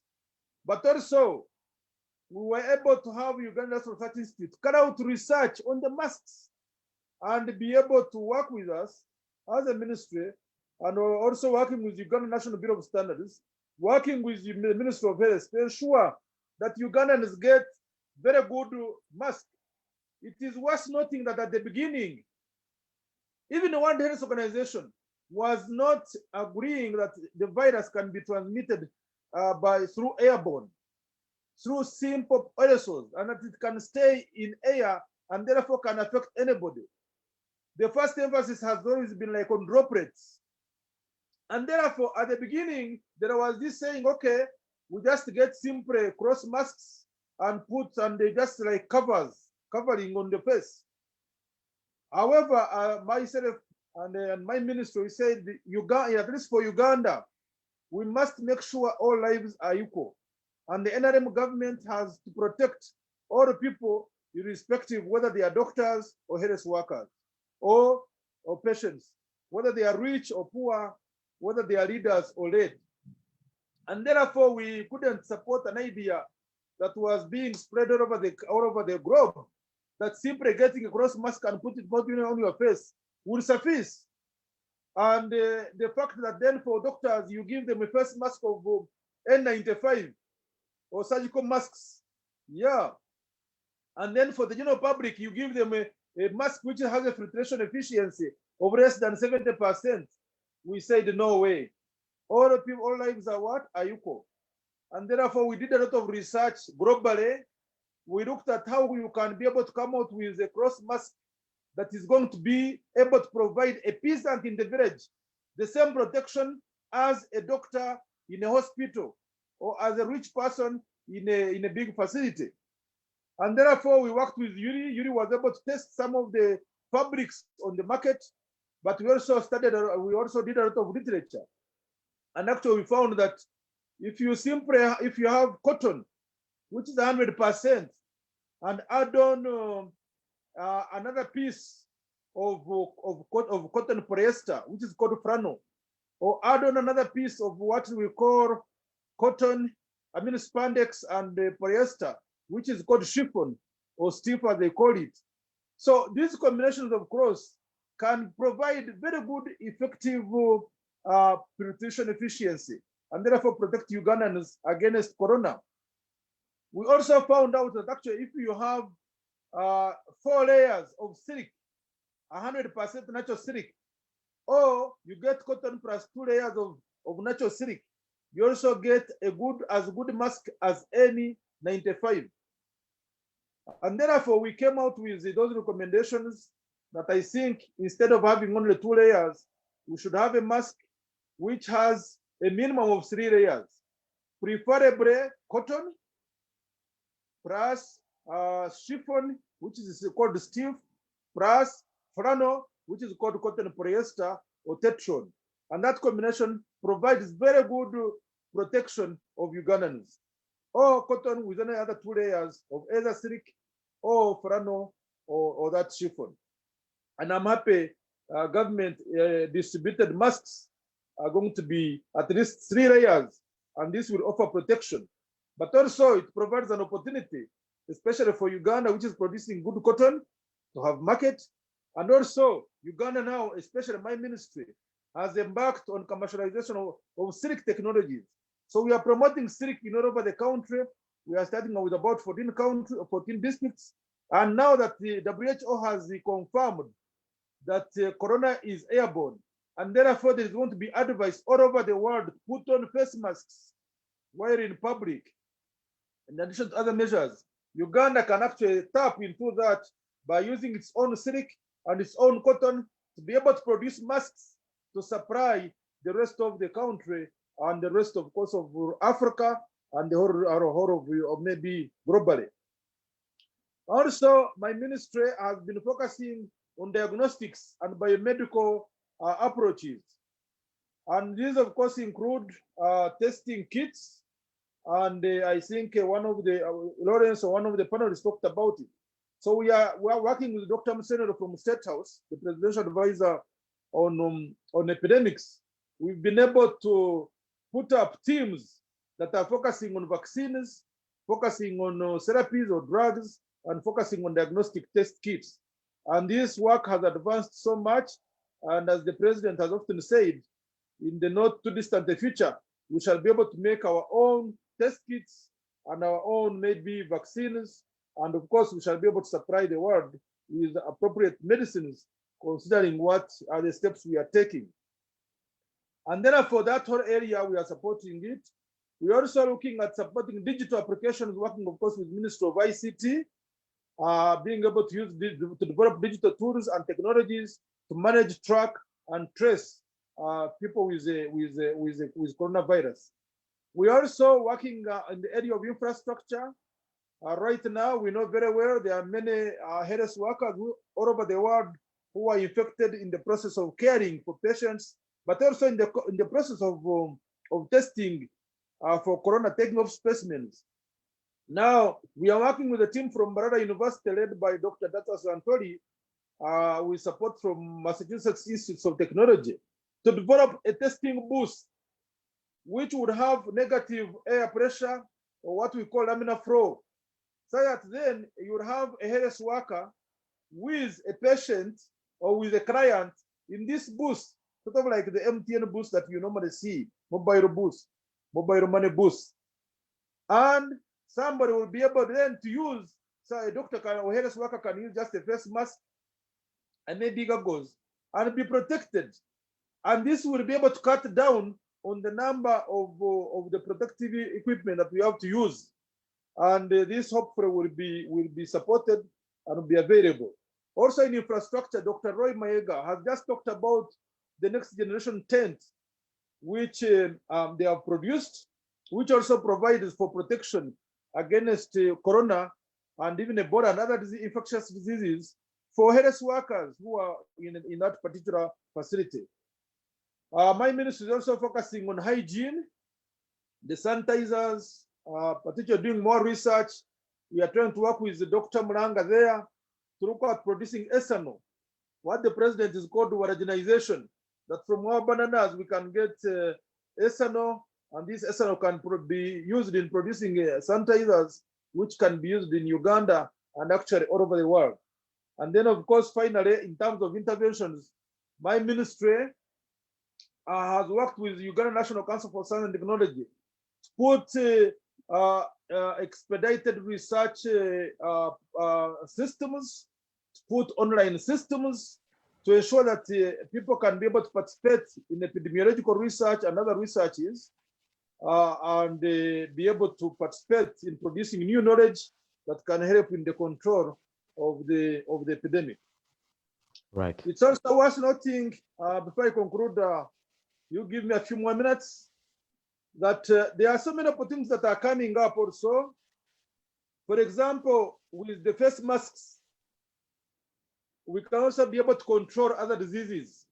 You might need to know that the coronavirus is a very tiny particle, about 0.12 microns. Whereas like the TB bacteria is from about 0.5 to 1 micrometer, which means the TB organism is much bigger than the coronavirus. So by producing masks that we are having now that are able to protect against corona, we shall also be able to protect against TB, at least if somebody is outside his home. And therefore, this is going to help us be able to protect TB, The masks are also going to be able to protect us against other pollutants. Yeah, because I think Kampala is one of the highly polluted cities in Africa. When you look at like other interventions of corona, like soap and water, you want to protect us against typhoid, cholera, and aerial diseases. So all these are certainly other opportunities that Uganda can tap into. Of course, the intervention that we have carried out, I must also respond to other areas apart from corona that the presenter was able to talk about. Roy Mayega also talked about them. The research and innovation ecosystem in the country. First of all, right now, our major problem has been translation of research outputs into commercialized outcomes. You find many researchers at universities are interested in producing literature for publications, and they stop there. So it's high time we move away from doing research for only publications, but add on doing research to produce new products, produce new processes that will help our industries, be able to translate our research outputs into things that you can touch, things you can sell, earn money, and create jobs.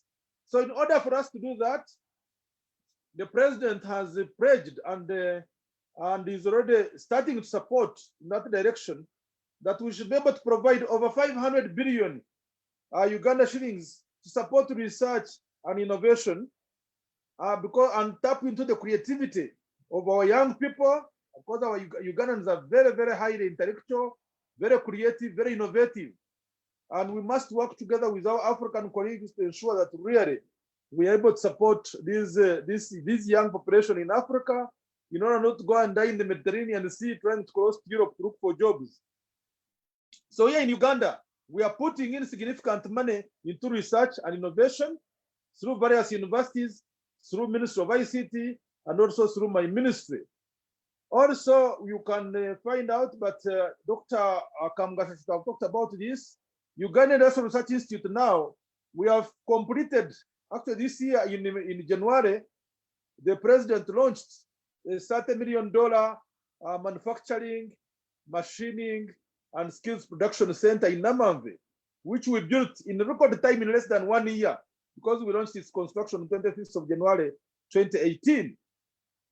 And in this facility, you need to go and look at it. It's the first of its kind in the region. We shall be able to produce printed circuit boards, all these things which are electronics, have PCBs as they call them. We shall have capacity for 3D printing.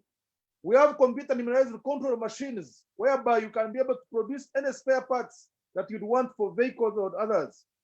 URI is also going to focus on producing textiles for medical purposes, non-woven material, gowns, and others. We are also going to focus on producing absorbent cotton and gauze. All these we have been importing. And right now, this week, also trying to focus on URI to increase on its capacity in electronics manufacture. Also, we are working with the Council for Science and Technology to put up an engineering center, a National Science, Technology, and Engineering Center in Sanga. And we are going to use the capacity that we develop from there to also build science and technology parks in all the 5 regions of Uganda. And some of these science and technology parks will also focus on biosciences. We are also going to use the same capacity that we are building in Sanga to put up a banana industrial research, banana industrial technology center or park, possibly also in Sanga and other areas. Also in the NDP3, we have aimed at establishing what we call technology and business incubators, where young people do not have to go and spend the little money they have on acquiring money for, on space, rent, or other facilities.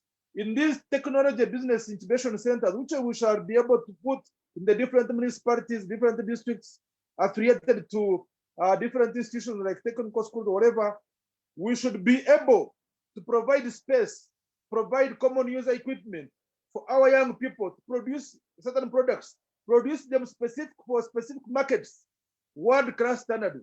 And right now, one of the technology business incubator is going to be constructed in Namamve, also close to URI. And in this, we shall be able to support the science just here in Kampala, to have space and other facilities to be able to produce certain outputs. Also with China Motors, we are now embarking on producing electric buses for Kampala. We want to produce about 50 buses for Kampala city, electric buses, which will be circulating in the circuit that KCCA has established from Ginger Road in Tinda, Wandegaya, Mlago. So we are going to be providing those buses, and we hope that by next year we shall also complete our assembly plant in Ginger. Right now, these buses, we are starting to work on them, working with NEC in Nakasongora. But eventually, we shall have to produce a number of so many buses, so many vehicles, for not only for Uganda, but also for the African population, which is expected to grow 2.5 billion by 2050. At which time, for every 4 people on this planet, one would be an African, and they need to use vehicles, and China Motors will be supplying. Also, we are looking at other areas like material science and nanotechnology, adding value to our minerals and also other materials. We are looking at satellite technologies and space issues, and of course, other linkages. Internationally, as you might have known, Dr. Magala, in December, I was elected chairperson of all the ministers of education, or the ministers of science and technology in the whole of African continent, or the 55 countries of Africa, 54 countries.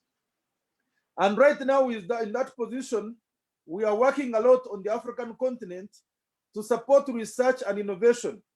I'm actually also chairing a board of Coalition for African Research Initiatives, and we want to, in a big way, to make sure that we can stimulate enterprise development in Africa, stimulate research, create jobs here on the African continent, and co-whereas. Actually, next week also, on 17th July, on Thursday, all the African ministers, and we are going to be meeting all the ministers of science and technology in Europe. And that way, we are going to see how Europe and Africa can collaborate, support research and innovation, and support creativity on the African continent. Just last week, I had also a conference with the head of National Institutes of Health, NIH.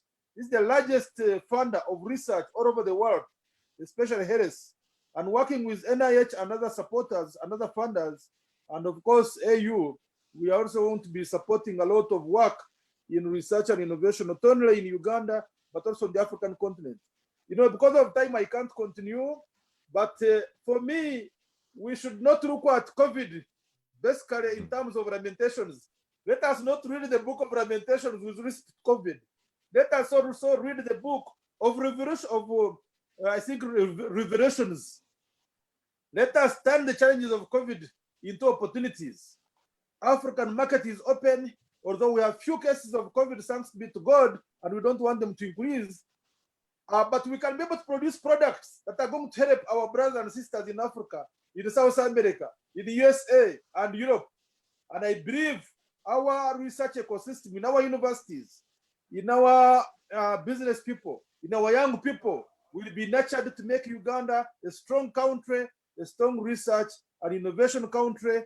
And at the end of it all, we get jobs, we get money, and we get the happiness, and we live longer, and the rest we leave it to God. I thank you.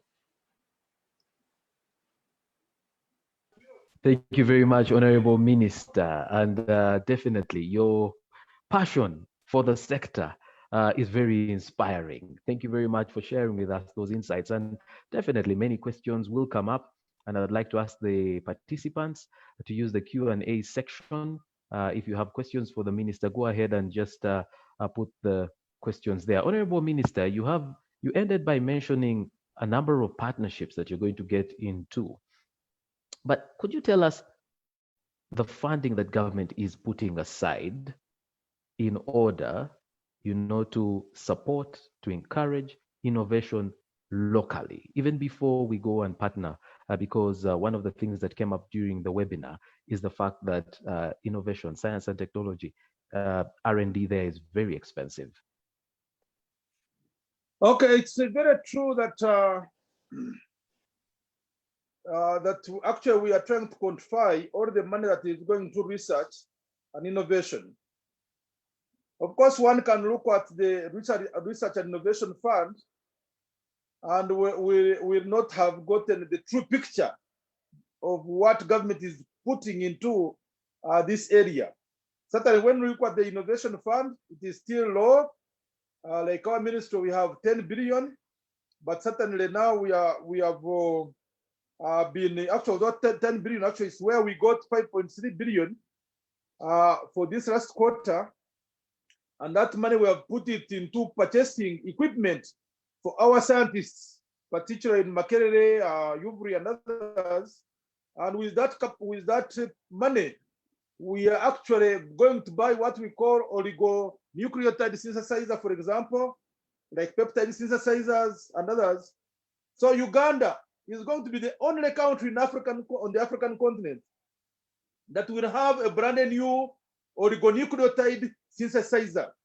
This will enable us to make primers, make probes that are used in the PCR equipment that help, of course, amplify and then, of course, be able to diagnose many other diseases apart from corona. I think it's only South Africa, which also has a similar equipment, but I think for it was second hand by the time they purchased it, or the way they got it. But for us, Uganda will be the first country to have that equipment, which means we are using this innovation to make much more money, and the coming years, of course, we shall have more money. We're also going to be having a peptide synthesizer, which will help like in making some of the reagents. So in short, okay, so we've got 10 billion, which are using very effectively to be able to produce much more money. But of course, ICT also had about 13 billion support innovation. Makerere University, I think Dr. Mayega did brief you, every year has been getting 30 billion. But this is just a drop in the ocean when you look at other money, that for example, Ministry of Education, we got a big project from Africa Development Bank to support education, science, and technology on all the universities, a lot of money. We have also got money from the World Bank to support like Farm Biotrack in Barara, support Kozi University doing agroecology, support Makerere University in terms of nanotechnology, support Makerere in crop breeding. When you go to Naro, a lot of money is putting into Naro. So if you go to even UNRAB, it has a bit of research. You go to, so there's quite a lot of money government is putting in research. And therefore people shouldn't just look at only innovation fund and say government is not putting in money. Well, it's still true. And a country's innovation and capacity is judged by what we call GAD, gross expenditure on research and development, as a proportion of GDP. And right now, Uganda is so low. Yes. If you look at, 0 point something. And yet we recommended 1 or 2%. Yeah, but whoever is coming from bottom there, doesn't mind any shadow of right. The issue that we are moving at a high speed, and with this focus, of course, and the president, because even the ministry was created just 2016, it's the newest ministry. Therefore, I'm not panicking. I know very well we are putting in money significantly. And just even yesterday, we were discussing with the Prime Minister, with the Minister of Finance, just this financial year alone, we are like adding another 48 billion support research and innovation through my sector. And therefore, I'm very, very confident that slowly but surely, we are going to put significant resources in this area, and Uganda's GAD will increase to the level like of Israel. Israel is about 5. GAD, it's called research intensity, GAD over GDP of 5. Or South Korea, which is the most innovative country all over the world. We shall reach there slowly, but surely, the Muslims say, inshallah. Thank you very much, Honorable Minister. Just one more in relation to that. How exactly do we identify which projects to fund? Because one of the things we see is in the media, people have come up with things and they're like, can government come and support me? How do we identify what to fund, even as we wait for the money to be increased? Okay, that's also good. First of all, recently, we developed what we call National Research and Innovation Program framework. and we're also developing a law arising out of that. This framework provides for a national research and innovation steering committee. This committee is currently chaired by Professor Bazayo, but has eminent people like Dr. Nantulia, Dr. Nambatia, like Mr. Fungi, Professor Chiremire, and so many other people, about 11 of them. And this is a team that we have now put in place to be able to have independent assessment of the research and innovation projects. And very soon, I think in a few weeks, we shall be putting out a call, both in the media and in whatever media, electronic, print media, and then give opportunities to Ugandans to be able to compete for that money. It's also worth noting that in some areas, especially depending on the emergency situation, where, for example, we have to develop vaccines, certainly you know which labs or which institutions can develop vaccines. So there, even if you have not necessarily put up a call immediately, but you can just walk through and be able to contact the relevant scientists that you know, and then they're able to put up new teams and be able to know other colleagues. So we use all the possible approaches that we can have to be able to support projects.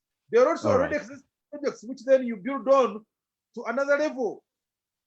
But certainly I want to assure Ugandans that in going forward, we are putting up robust systems to be able to get the best out of there based on the priorities as a country that we have. It's also worth noting that Ugandans do not have to wait for government through Research Innovation Fund grants. We have put a lot of money, now I think almost $1 trillion, Uganda Development Bank, and innovators with good ideas that have huge business potential can be able to go to UDB and get funding. And of course, the international frameworks we are putting in are also going to add additional money. Thank you very much, Honorable Minister. If you could just look at the bottom of your screen, there is a section that's labeled Q&A. There are a number of questions that have been put there for you. We don't have the time for you to respond to all of them through the audio and video, but if you could just type answers, those will also be taken and they will form part of the report from this webinar. I'd like now to engage with the other panelists in relation to questions that have been asked. And first, I'd like to go to Dr. Mugasha. Dr. Mugasha, you did mention the fact that we are still ranking low on intellectual property, patenting. And yet, if you come up with something and it's not protected, you risk losing out. What exactly is being done to grow that area so that, there's a good process of protecting and therefore encouraging innovators to keep innovating and knowing that their innovations will be safe? Thank you for that good question. For a long time, we were not doing very much on actively putting an infrastructure in place for the protection of innovations. But I've had the privilege of working with URSB, where that responsibility lies. URSB is the Uganda Registration Services Bureau, where with support from the World Intellectual Property Organization, WIPO, I developed for them the national policy for Uganda, the National Intellectual Property Policy. Happy to report that it has been passed by Cabinet and I think assented to by His Excellency the President. So it is now a live policy that we had to look into how we protect innovations. If they're inventions, of course, it is patents, but those are rigorous, very, the burden of proof on the innovator that what you've done is novel is very high. And that's why patents take long and are expensive to attain. And some innovators fear them because the route to market becomes slower. You imagine you've come up with people who are in the recent days have come up with innovations around COVID. Of course, they had to be applied almost yesterday. So the protection process would be too long, far too long. But there are many things that you can do within the policy framework. I remember when I was a student many years ago, the first line of protection was, after you invent it, document it and mail it to yourself.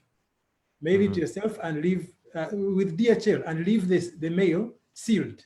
So that if one day someone says this was my innovation, you can present that in court. And the judge opens it and sees that the idea was originated by you because it's dated.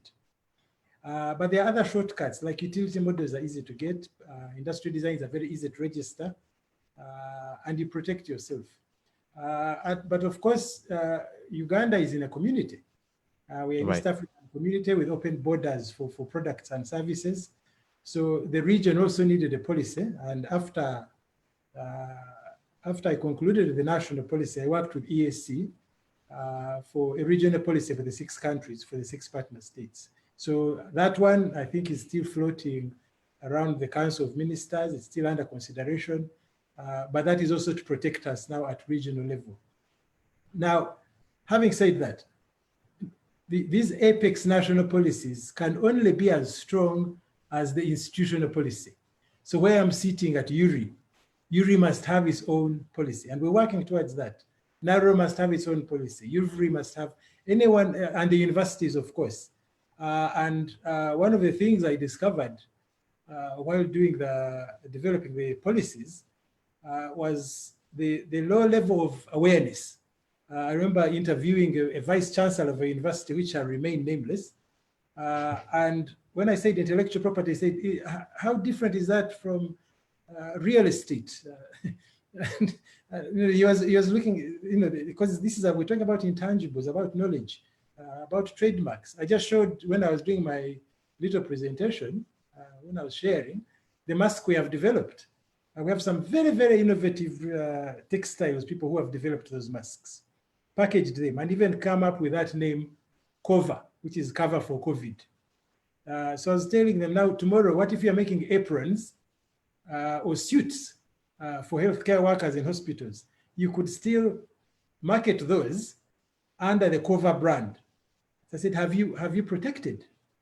So I had to send them, go to URSB and register COVA as a brand. So tomorrow you can now develop, and that's how you develop enterprises that are strong, that can employ people. But the institutional policies are very difficult. When you look at our universities, there's only a handful that have policies, and the few who have policies, those policies are actually not working. That is a roadblock to development of quality IP that can attract the private sector.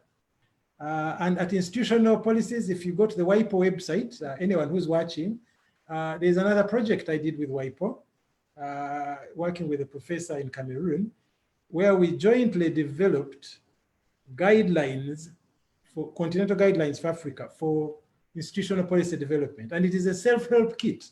It is like a menu where you pick what applies to you, and it guides you now to develop it, so that if University X has a committee, puts together a committee of people, they can develop their draft policy in a month and start protecting.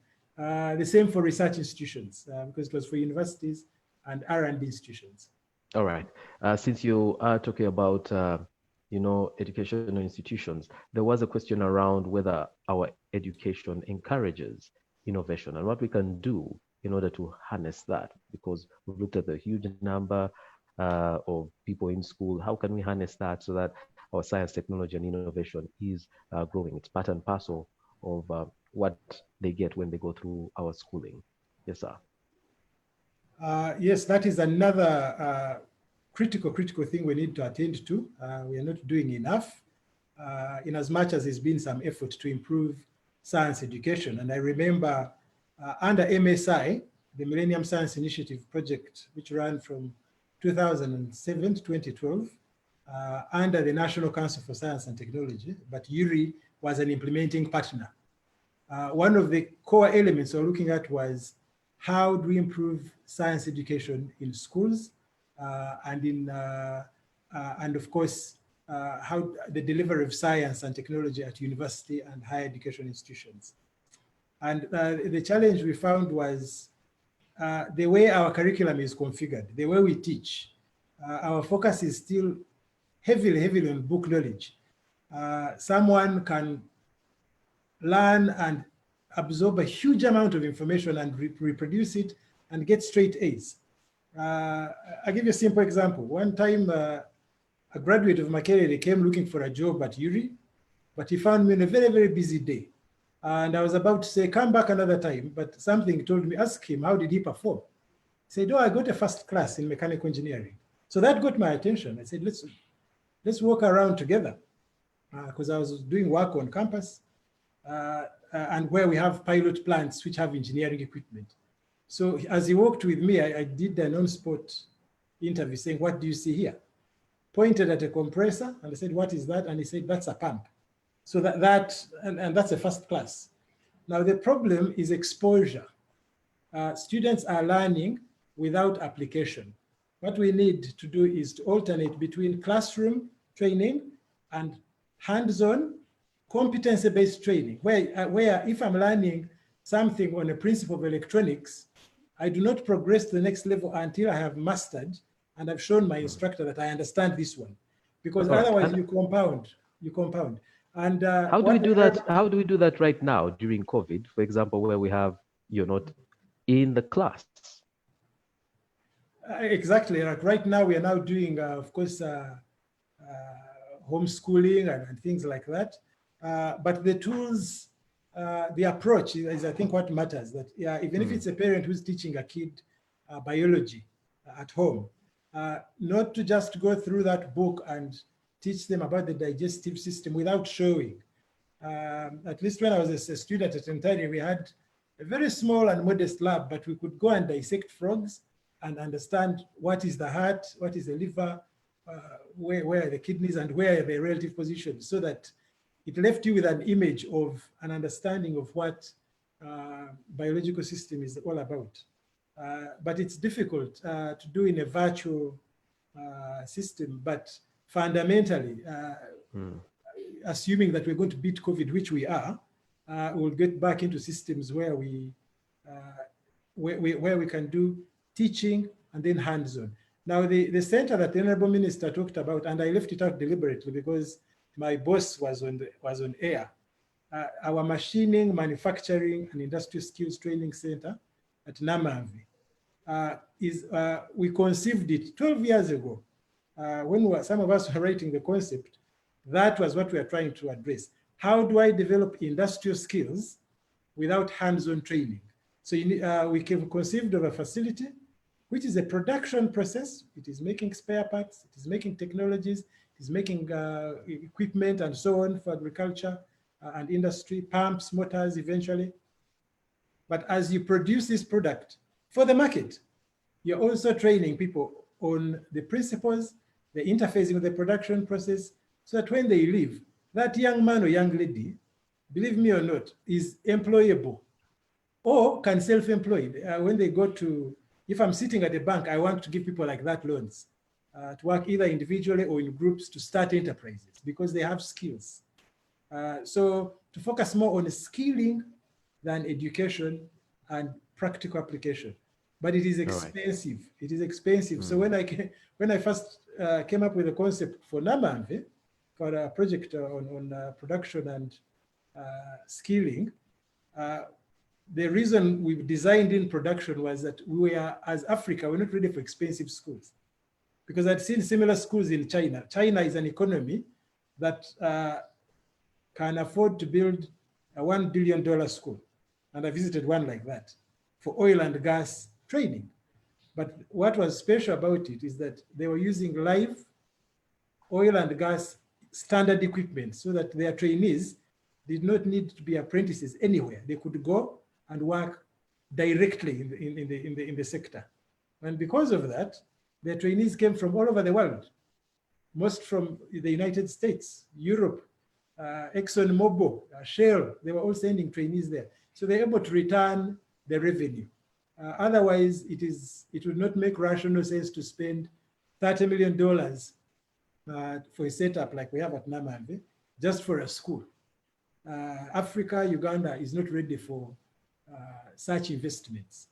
They will come later in the future as our economies grow. All right. Unfortunately, we have to leave it there, mainly because of time, not because we're out of getting information from you. Yes. Okay. I'd like to go to Reverend Professor Florence Moranga. And there are a number of questions for you, but could we start with this one on what model do you propose for transformation of rural development? What has your experience been? Because your project could have been anywhere, but you chose to take it right into the villages, and it has caused quite transformation there. Yeah, thank you very much. I posted actually our model. I wish it could be showed for my explanation would be easier. We have the technical team is going to try and do that. Yes. But yes, go ahead. Yeah, really the model we're looking at, because we're all grappling with how do we make STI, but also make it matter. And this was also our challenge as we started, because we really wanted to be pathfinders that will leave a trail for other people to follow. So we came up with this concept through our grappling with research and development and how to make it matter for the communities we're working in, but also to matter for the institutions we are coming from, because we are a group of professors who put this together. So we came up with this model whereby we put research and development in the center. And we looked at what were we doing before, because it didn't start with us. And we saw that, yes, before we had government in place, we had communities in place, and we had universities. And indeed, through this triangle, we are struggling to get things done. But you do one project after another, and you leave no impact. So we say, how do we go from there? So our proposal was to go, yes, we need government in place to fund research, okay, and development. But when we have this here, we should actually not only jump to go to the communities or, or to put up startups. We need a mechanism, as I told you, which I saw in the developed world. We need to pilot. We need an infrastructure where we can pilot and see, does it work?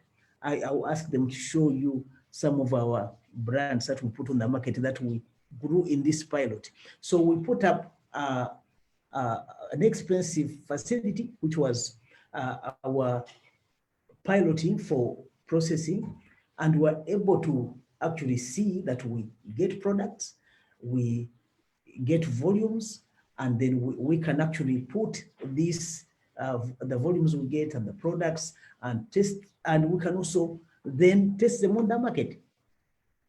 And through this whole experience of research, piloting, market testing through the commodity trade center, which we put up, we're able to get data that we're able to build a model that we're now being able to use to do the investment profiling for the industry that we are setting up. So really, to come back to your question, we need these infrastructures in place. We cannot just have a school and we say we have innovation and we go and have a take-up. We cannot have a university do small models in the lab and go and have a take-up.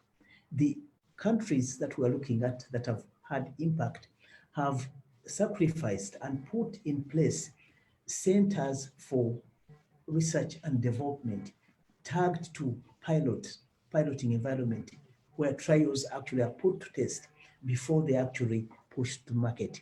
I want to reveal here that also in the process of this, some of us realize that we are not going to get anybody to sympathetically look at a scientist and say, I'm going to help you with a business end.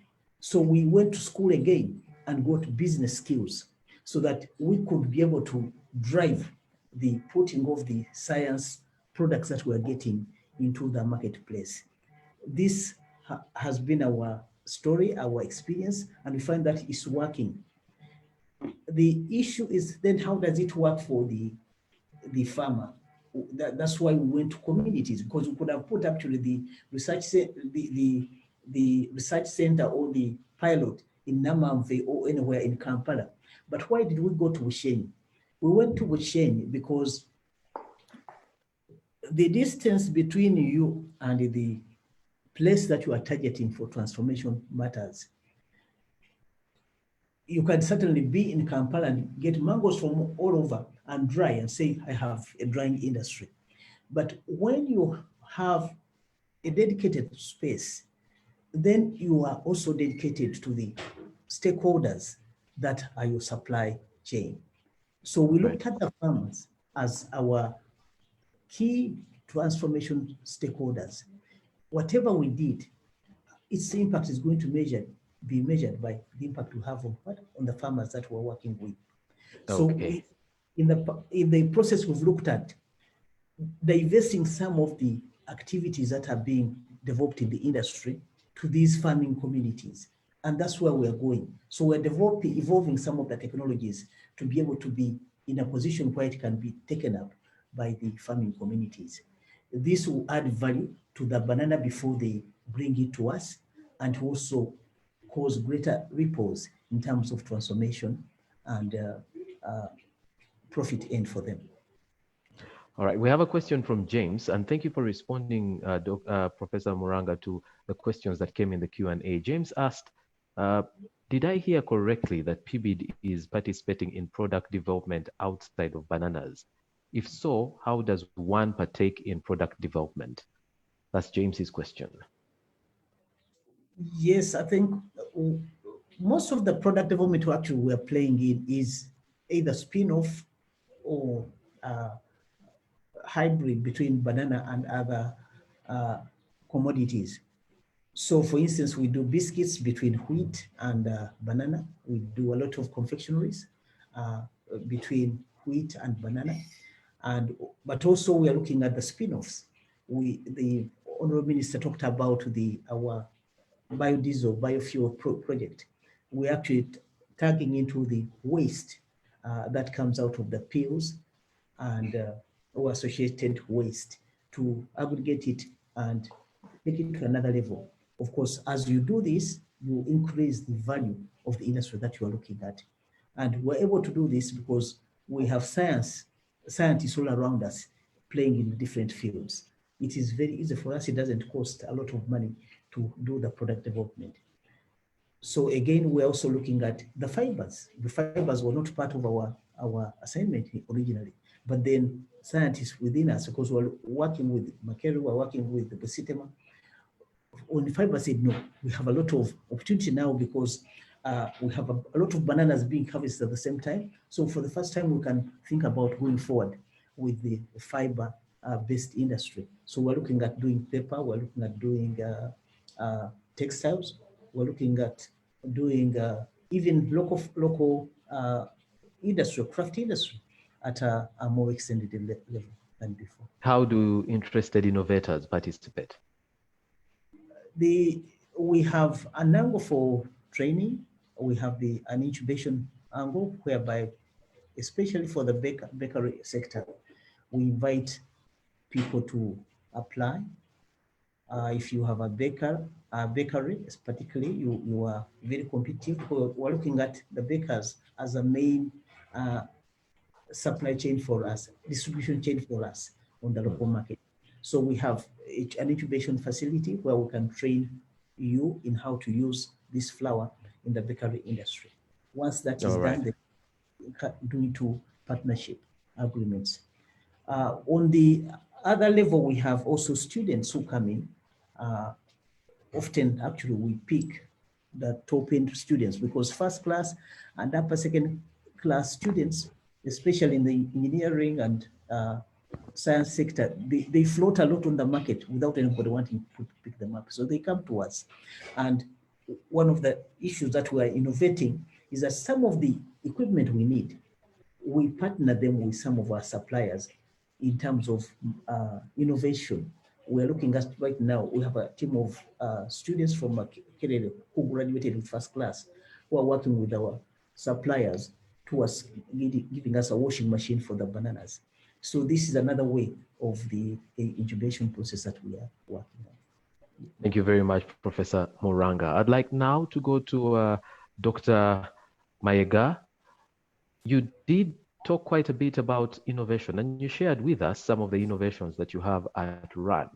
First of all, how do you fund this? Because cost has come up quite a bit during this discussion, and might have many people out there who would like to innovate, but the cost is just prohibitive. Yes, thank you very much for that question and the different discussants. So the issue of funding of innovation, this is still quite a gray area, a challenge that needs to be looked at, especially even for early stage innovations, which tend to be very high risk. Many, you start out with 100 ideas and only maybe about 5 ideas maybe will make it through the final tunnel to scale. So the risk at the beginning is quite high because many of them eventually will drop off. When we started this program in 2011, we did a survey of the innovation ecosystem in Africa and also in research institutions. And one of the key areas that was found is the lack of funding. At the time, USAID gave us a substantial grant to kickstart the ecosystem activities. And it was through that grant, a $25 million grant, that we were able to kickstart this process. However, as you know, grants end and then you get new realities. You cannot, it's not 100% sustainable, and then you have to look for alternative sources of funding. So at the moment, we've shifted our business model to engage more with the local capacity. We know that the government has, if packaged appropriately, then the government will listen and provide some of this funding. And that is why it has started coming through the initiatives like the Government Research and Innovation Fund that the Minister, Honorable Elioda Eble, talked about. These are now starting to come down to the actual innovators, but also the Ministry for ICT, also through its Innovation Fund, is now also looking at us as a partner, and they've actually partnered with us to mentor so far three cohorts of innovators. They select the innovators, they identify the innovators, but then they say for the whole process of mentorship through, we are handing it over to the innovation labs in the country to be able to do that. And I think this is a very good development that both the Ministry of Science and Technology Innovation and the Ministry of ICT are doing to partner with the existing labs that already have the infrastructure for mentorship, and then them to be able to handhold the innovators. The third thing that we do is that we can help an innovator to build their idea to the next step that it can attract external funding. We've got innovators that come in, they walk in with a very rough idea. We help them, we attach them to mentors, we ask them questions. We have something called the Pitch Tuesday, where you just walk in, register your idea, we get people to listen to it, and then we help you to develop it to the level whereby you can now get the interest of a seed funder. And then to write that application.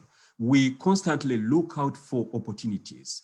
Opportunities like, for instance, big ideas at the UC Berkeley. We've got several students at Makerere benefiting from small seed grants of about $5,000 to $15,000. But we realize that because our students here are not trained through the innovation, their initial write-ups do not market their idea to the level that it is funded. And that is what we are doing, and hold them And the number of small ideas have now turned into big ideas. The pedal tap that I was talking about, which is now exporting to the East Africa region, the low-cost water purifier, they started as an innovator walking in, and usually at the beginning, it's not the money. It's about getting the idea to be refined to a point that it can now, tickle somebody to say that I can invest in this particular idea. Dr. Now, Mayega, yes. Is this open to only students or general public? The lab that we have at Resilient Africa Network is currently open to students from any university because we're a university-based innovation lab. However, we encourage other entities to collaborate with a student at Makerere University, and then they can tap into these mechanisms. All right. I know there's a lot more you would like to say, but we're running out of time. And I'd also like to find out, since you've walked this path and we've agreed that the funding is limited, yes, are there areas you have identified where we can use this money better since the funds are not adequate? Are there areas where, yes, we can put the money and get more results? Yes. Yeah, I think one of the things that we need to get right from the beginning, and several panelists have alluded to it, we have to change our system for training. The traditional system, come do lectures, do exams, do your dissertation, go away from the university, needs to change to where we inject innovation right from the primary school, the secondary school, and when the students come to the university, we also give them these general trainings in innovation. We've seen it in the universities we've been collaborating with, like Stanford. They have programs for their students, whether it's a law student, whether it's what, they take them through that program. So that will take off a big weight in terms of capacity building. And then, as the minister mentioned, the spaces, the workspaces where any student can come in, and I think also Dr. Mugasha mentioned that very valuable space. I just want to build a very small prototype, but I need maybe a mold or a pressing machine or a grinding machine. I cannot do that for every innovator, but I can create that space, the maker space like the space that Dr. Mugasha mentioned, where people can go in and experiment on different things. That brings down the cost substantially. And then spaces where people can be supported to be linked to resources like commercialization, intellectual property registration. Many of our students don't even know how to start a company, how to register a company, which is something that can take one day. So you have these one-stop centers where someone doesn't need to go on moving, but you also have referrals.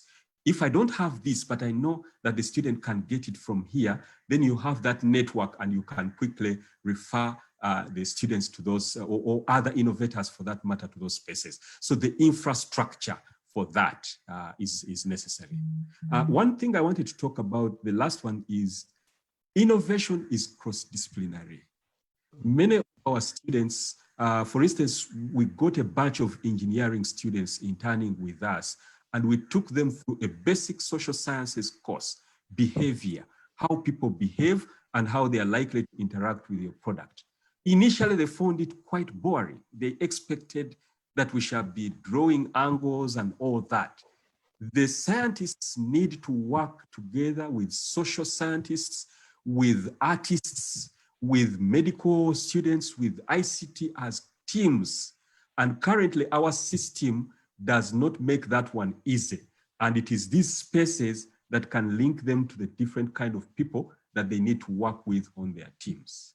Excellent. Thank you very much. Thank you very much, Dr. Mayega. I'm only left with two panelists, and that is our discussant and our special guest. So I'd like to go to our discussant, and the questions for you were very many, Dr. Florence. However, we don't have much time, and I know you've responded to most of them in the Q&A. So if you could just touch on the ones that you would like to highlight and give us your parting shot. Thank you so much, moderator. First of all, I'd like to thank our special guest and all the discussants for enriching our think piece with all the discussions, with all the new ideas, all will be captured and presented in a final think piece that will be shared. Two, I'd like to thank our participants who have contributed in terms of asking various questions to different discussants. I've been looking at them. They are all enriching. I will just give general remarks that we are not directly responding to a quick question, but what has come out of this discussion is that we actually need to get an organized, restructured, coordinated ICT sector that is able to deliver the desired research and development, the desired innovations, the desired technologies in order to prepare us from this COVID-19 and beyond. That is one big general remark that I've seen. Two, to re-emphasize what Dr. Roy has just briefly said, we need to rethink our training strategies to incorporate science, technology, and innovation at all different levels. For example, and there are emerging technologies, emerging issues in STI, including artificial intelligence and machine learning. When we talk of artificial intelligence, it is about big data. Do we have the potential and the capacity to manage big data? What can make us able to manage big data? It is mathematics. That's why China has come up with a new strategy. It is called Strong Base Plan. They are identifying all the best students in their countries to send them to study math, physics, chemistry, and biology. That's why South Korea is able to teach kindergarten students internet coding. So we need to harness that potential. But more specifically, our sector is still disorganized. As we have seen, we have several agencies, we have universities, we have a private sector. How can we organize and coordinate ourselves and be able to monitor, track all the research and research being done, all the innovations being developed, and all the things that have gone beyond development into products? We don't have that. We need to have that as we move forward. Three, definitely we need to have funding, and the minister brought it very, very well. There is a lot of money actually that has gone into science, technology, and innovation, except it is scattered in different sectors. Right. And each sector says we have this money, we have done something, but it has not been consolidated into the bigger picture. We need to know where money is in science and technology, what they are doing, but most importantly, is it fitting into a national research, innovation, technology agenda? Okay. Otherwise, we will be missing a very, very big point. So we just need to reorganize ourselves. Once again, I want to thank our discussants, our special guests, and all participants for joining us, and we encourage and keep encouraging you to join us in the next webinars that will be coming forth. Thank you so much, moderator. Thank you very much, Dr. Mugisha. Our next webinar is actually on the housing sector, and please prepare to be part of this discussion next Saturday. I would like now to invite our special guest, but before he does come, let's have our final poll question, because it's something that the minister may want to see. The results may be interesting for him. So let's have our final poll question as we prepare to listen to our special guest who will give his parting shot. Technical team.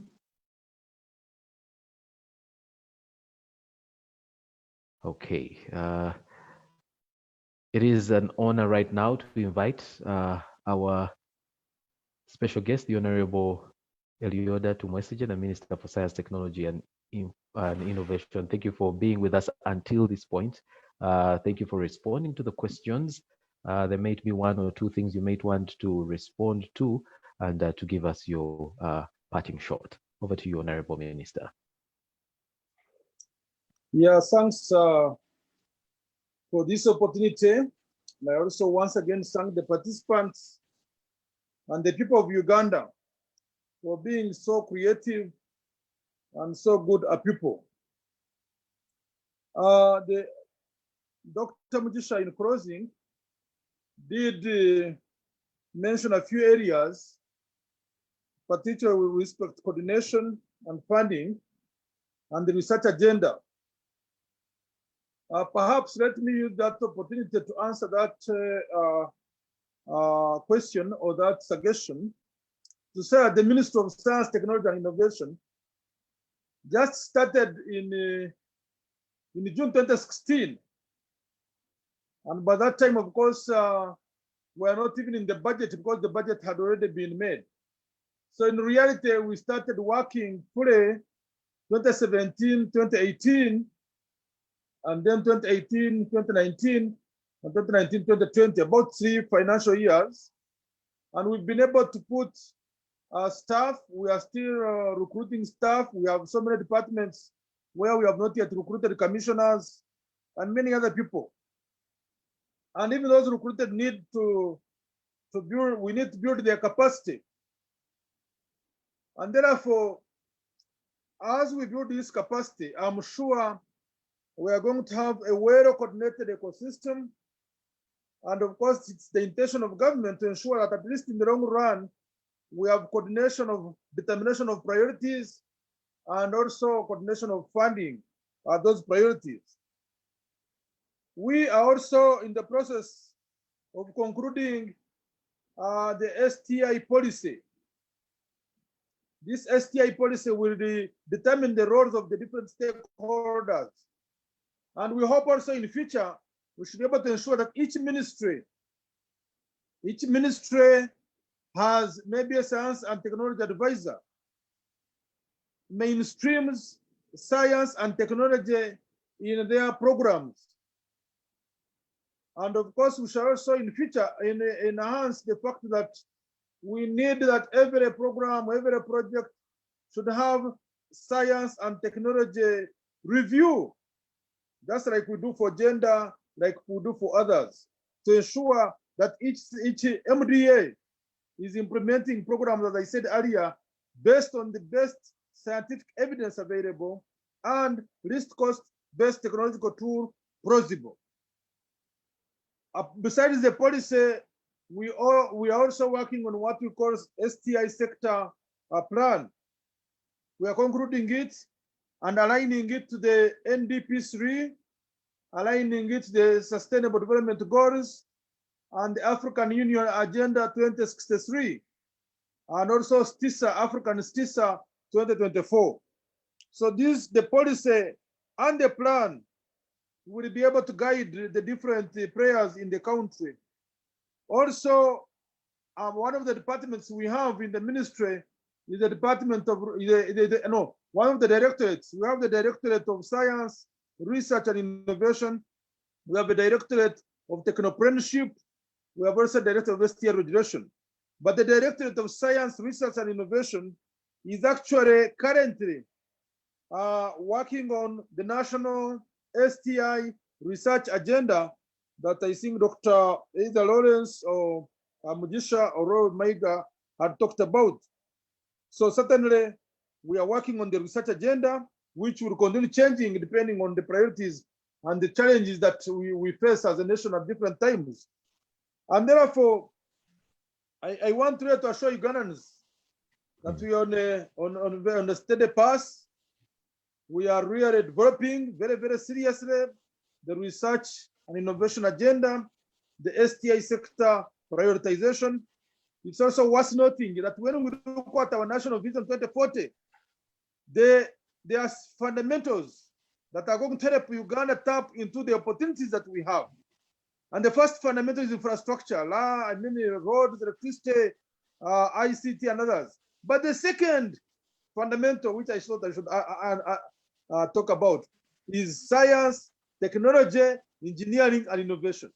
So science, technology, engineering, innovation is right in the middle of us reaching the vision 2040, which is a vision where everybody, most of the people will be okay, earning an income of over 9,500 per capita.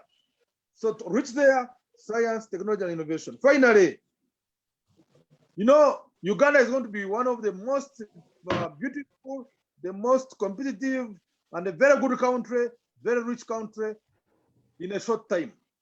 We need all of you to stay alive, stay competitive. We have a very young population now, yeah? So please stay safe, stay alive, stay competitive. Corona is here. It's killing people all over the world, millions. We don't have a vaccine yet. We don't have a drug yet. But simple things, just washing your hands with soap and water, which we have at home. Soap and water washing, or maybe sanitize. Keep a distance, don't go into crowds. Don't engage in a discussion. I'm happy the president and the government is really still maintaining a curfew, because we have seen what's now happening from Poland to Canberra to Australia, Melbourne, where they have had to go back into lockdown. And the major factor they found that people, when they sit in the evenings, wherever they sit, they talk, they exchange, aerosols exchange, droplets exchange, and you have epidemic. So please stay home if where possible. Work from home where possible. Stay away from crowds. Then for sure, Uganda, although we have taken long as a government provided the masks to everybody, but the masks we are providing are going to be almost between 90 to 100 to 95% effective. So put on your mask appropriately.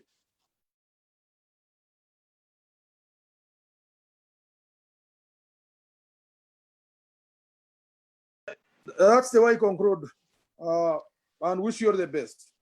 Thank you very much, Honorable Minister. I would like to thank you and all the panelists for being part of the discussion today. Honorable Minister, we're going to have a report as a result of this discussion.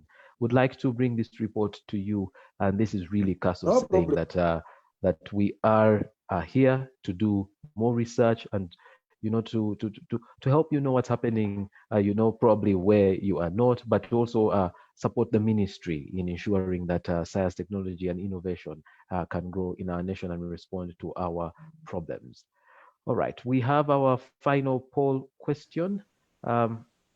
If you could respond, the question is, what is the greatest weakness hindering the development of science, technology, and innovation in Uganda? What is the greatest weakness hindering the development of science, technology, and innovation in Uganda? The options here are poor policy framework, inadequate funding, educational curriculum not focused on STI, poor mindset about science, technology, and innovation, and overdependence on external funding for research.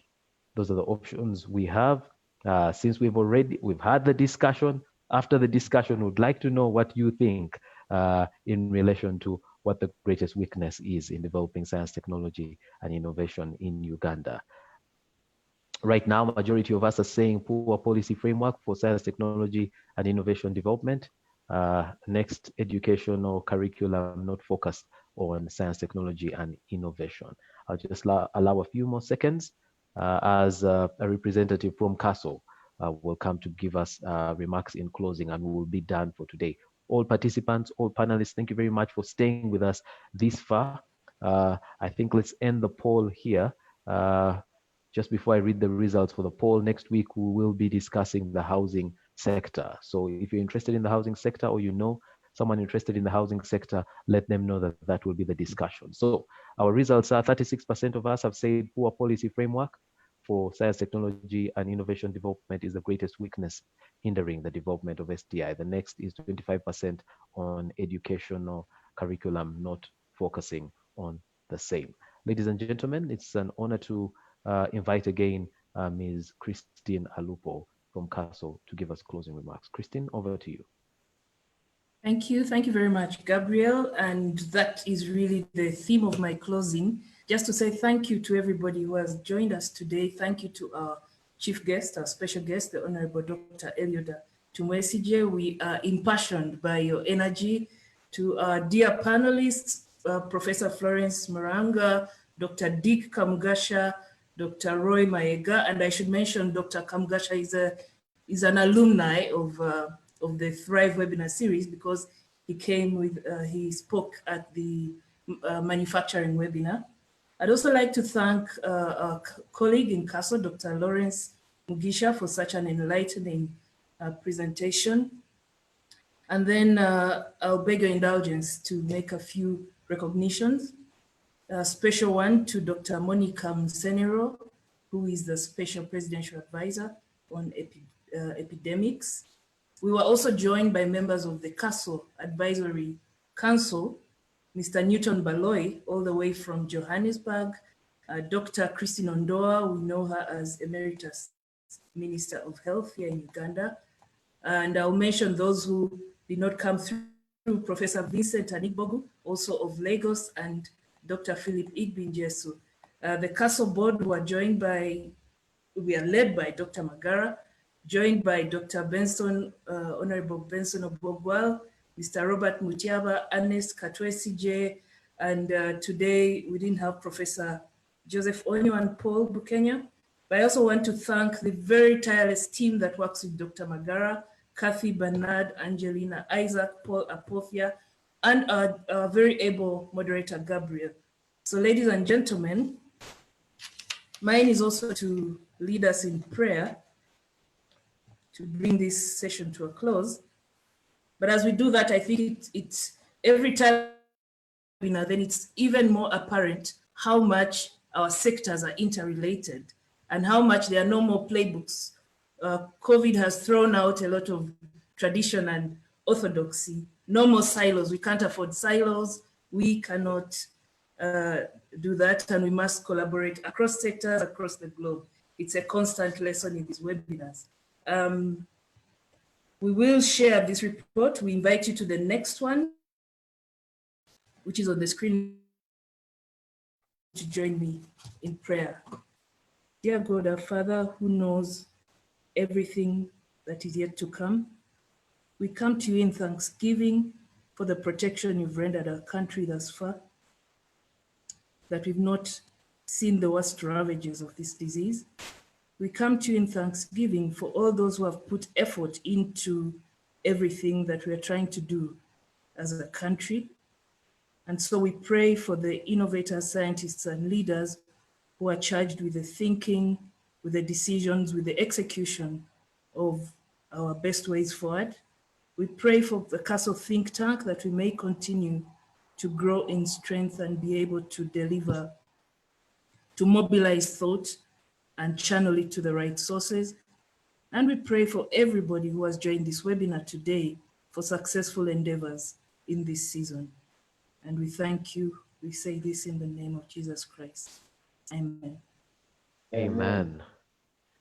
Thank you very much, Christine, and thank you very much, everyone, for logging in, the Honorable Minister, all our panelists, Reverend Professor Florence Moranga. Thank you very much, every panelist that we have here, all participants. Make a date with us for next week, same time. We will be sending out the link.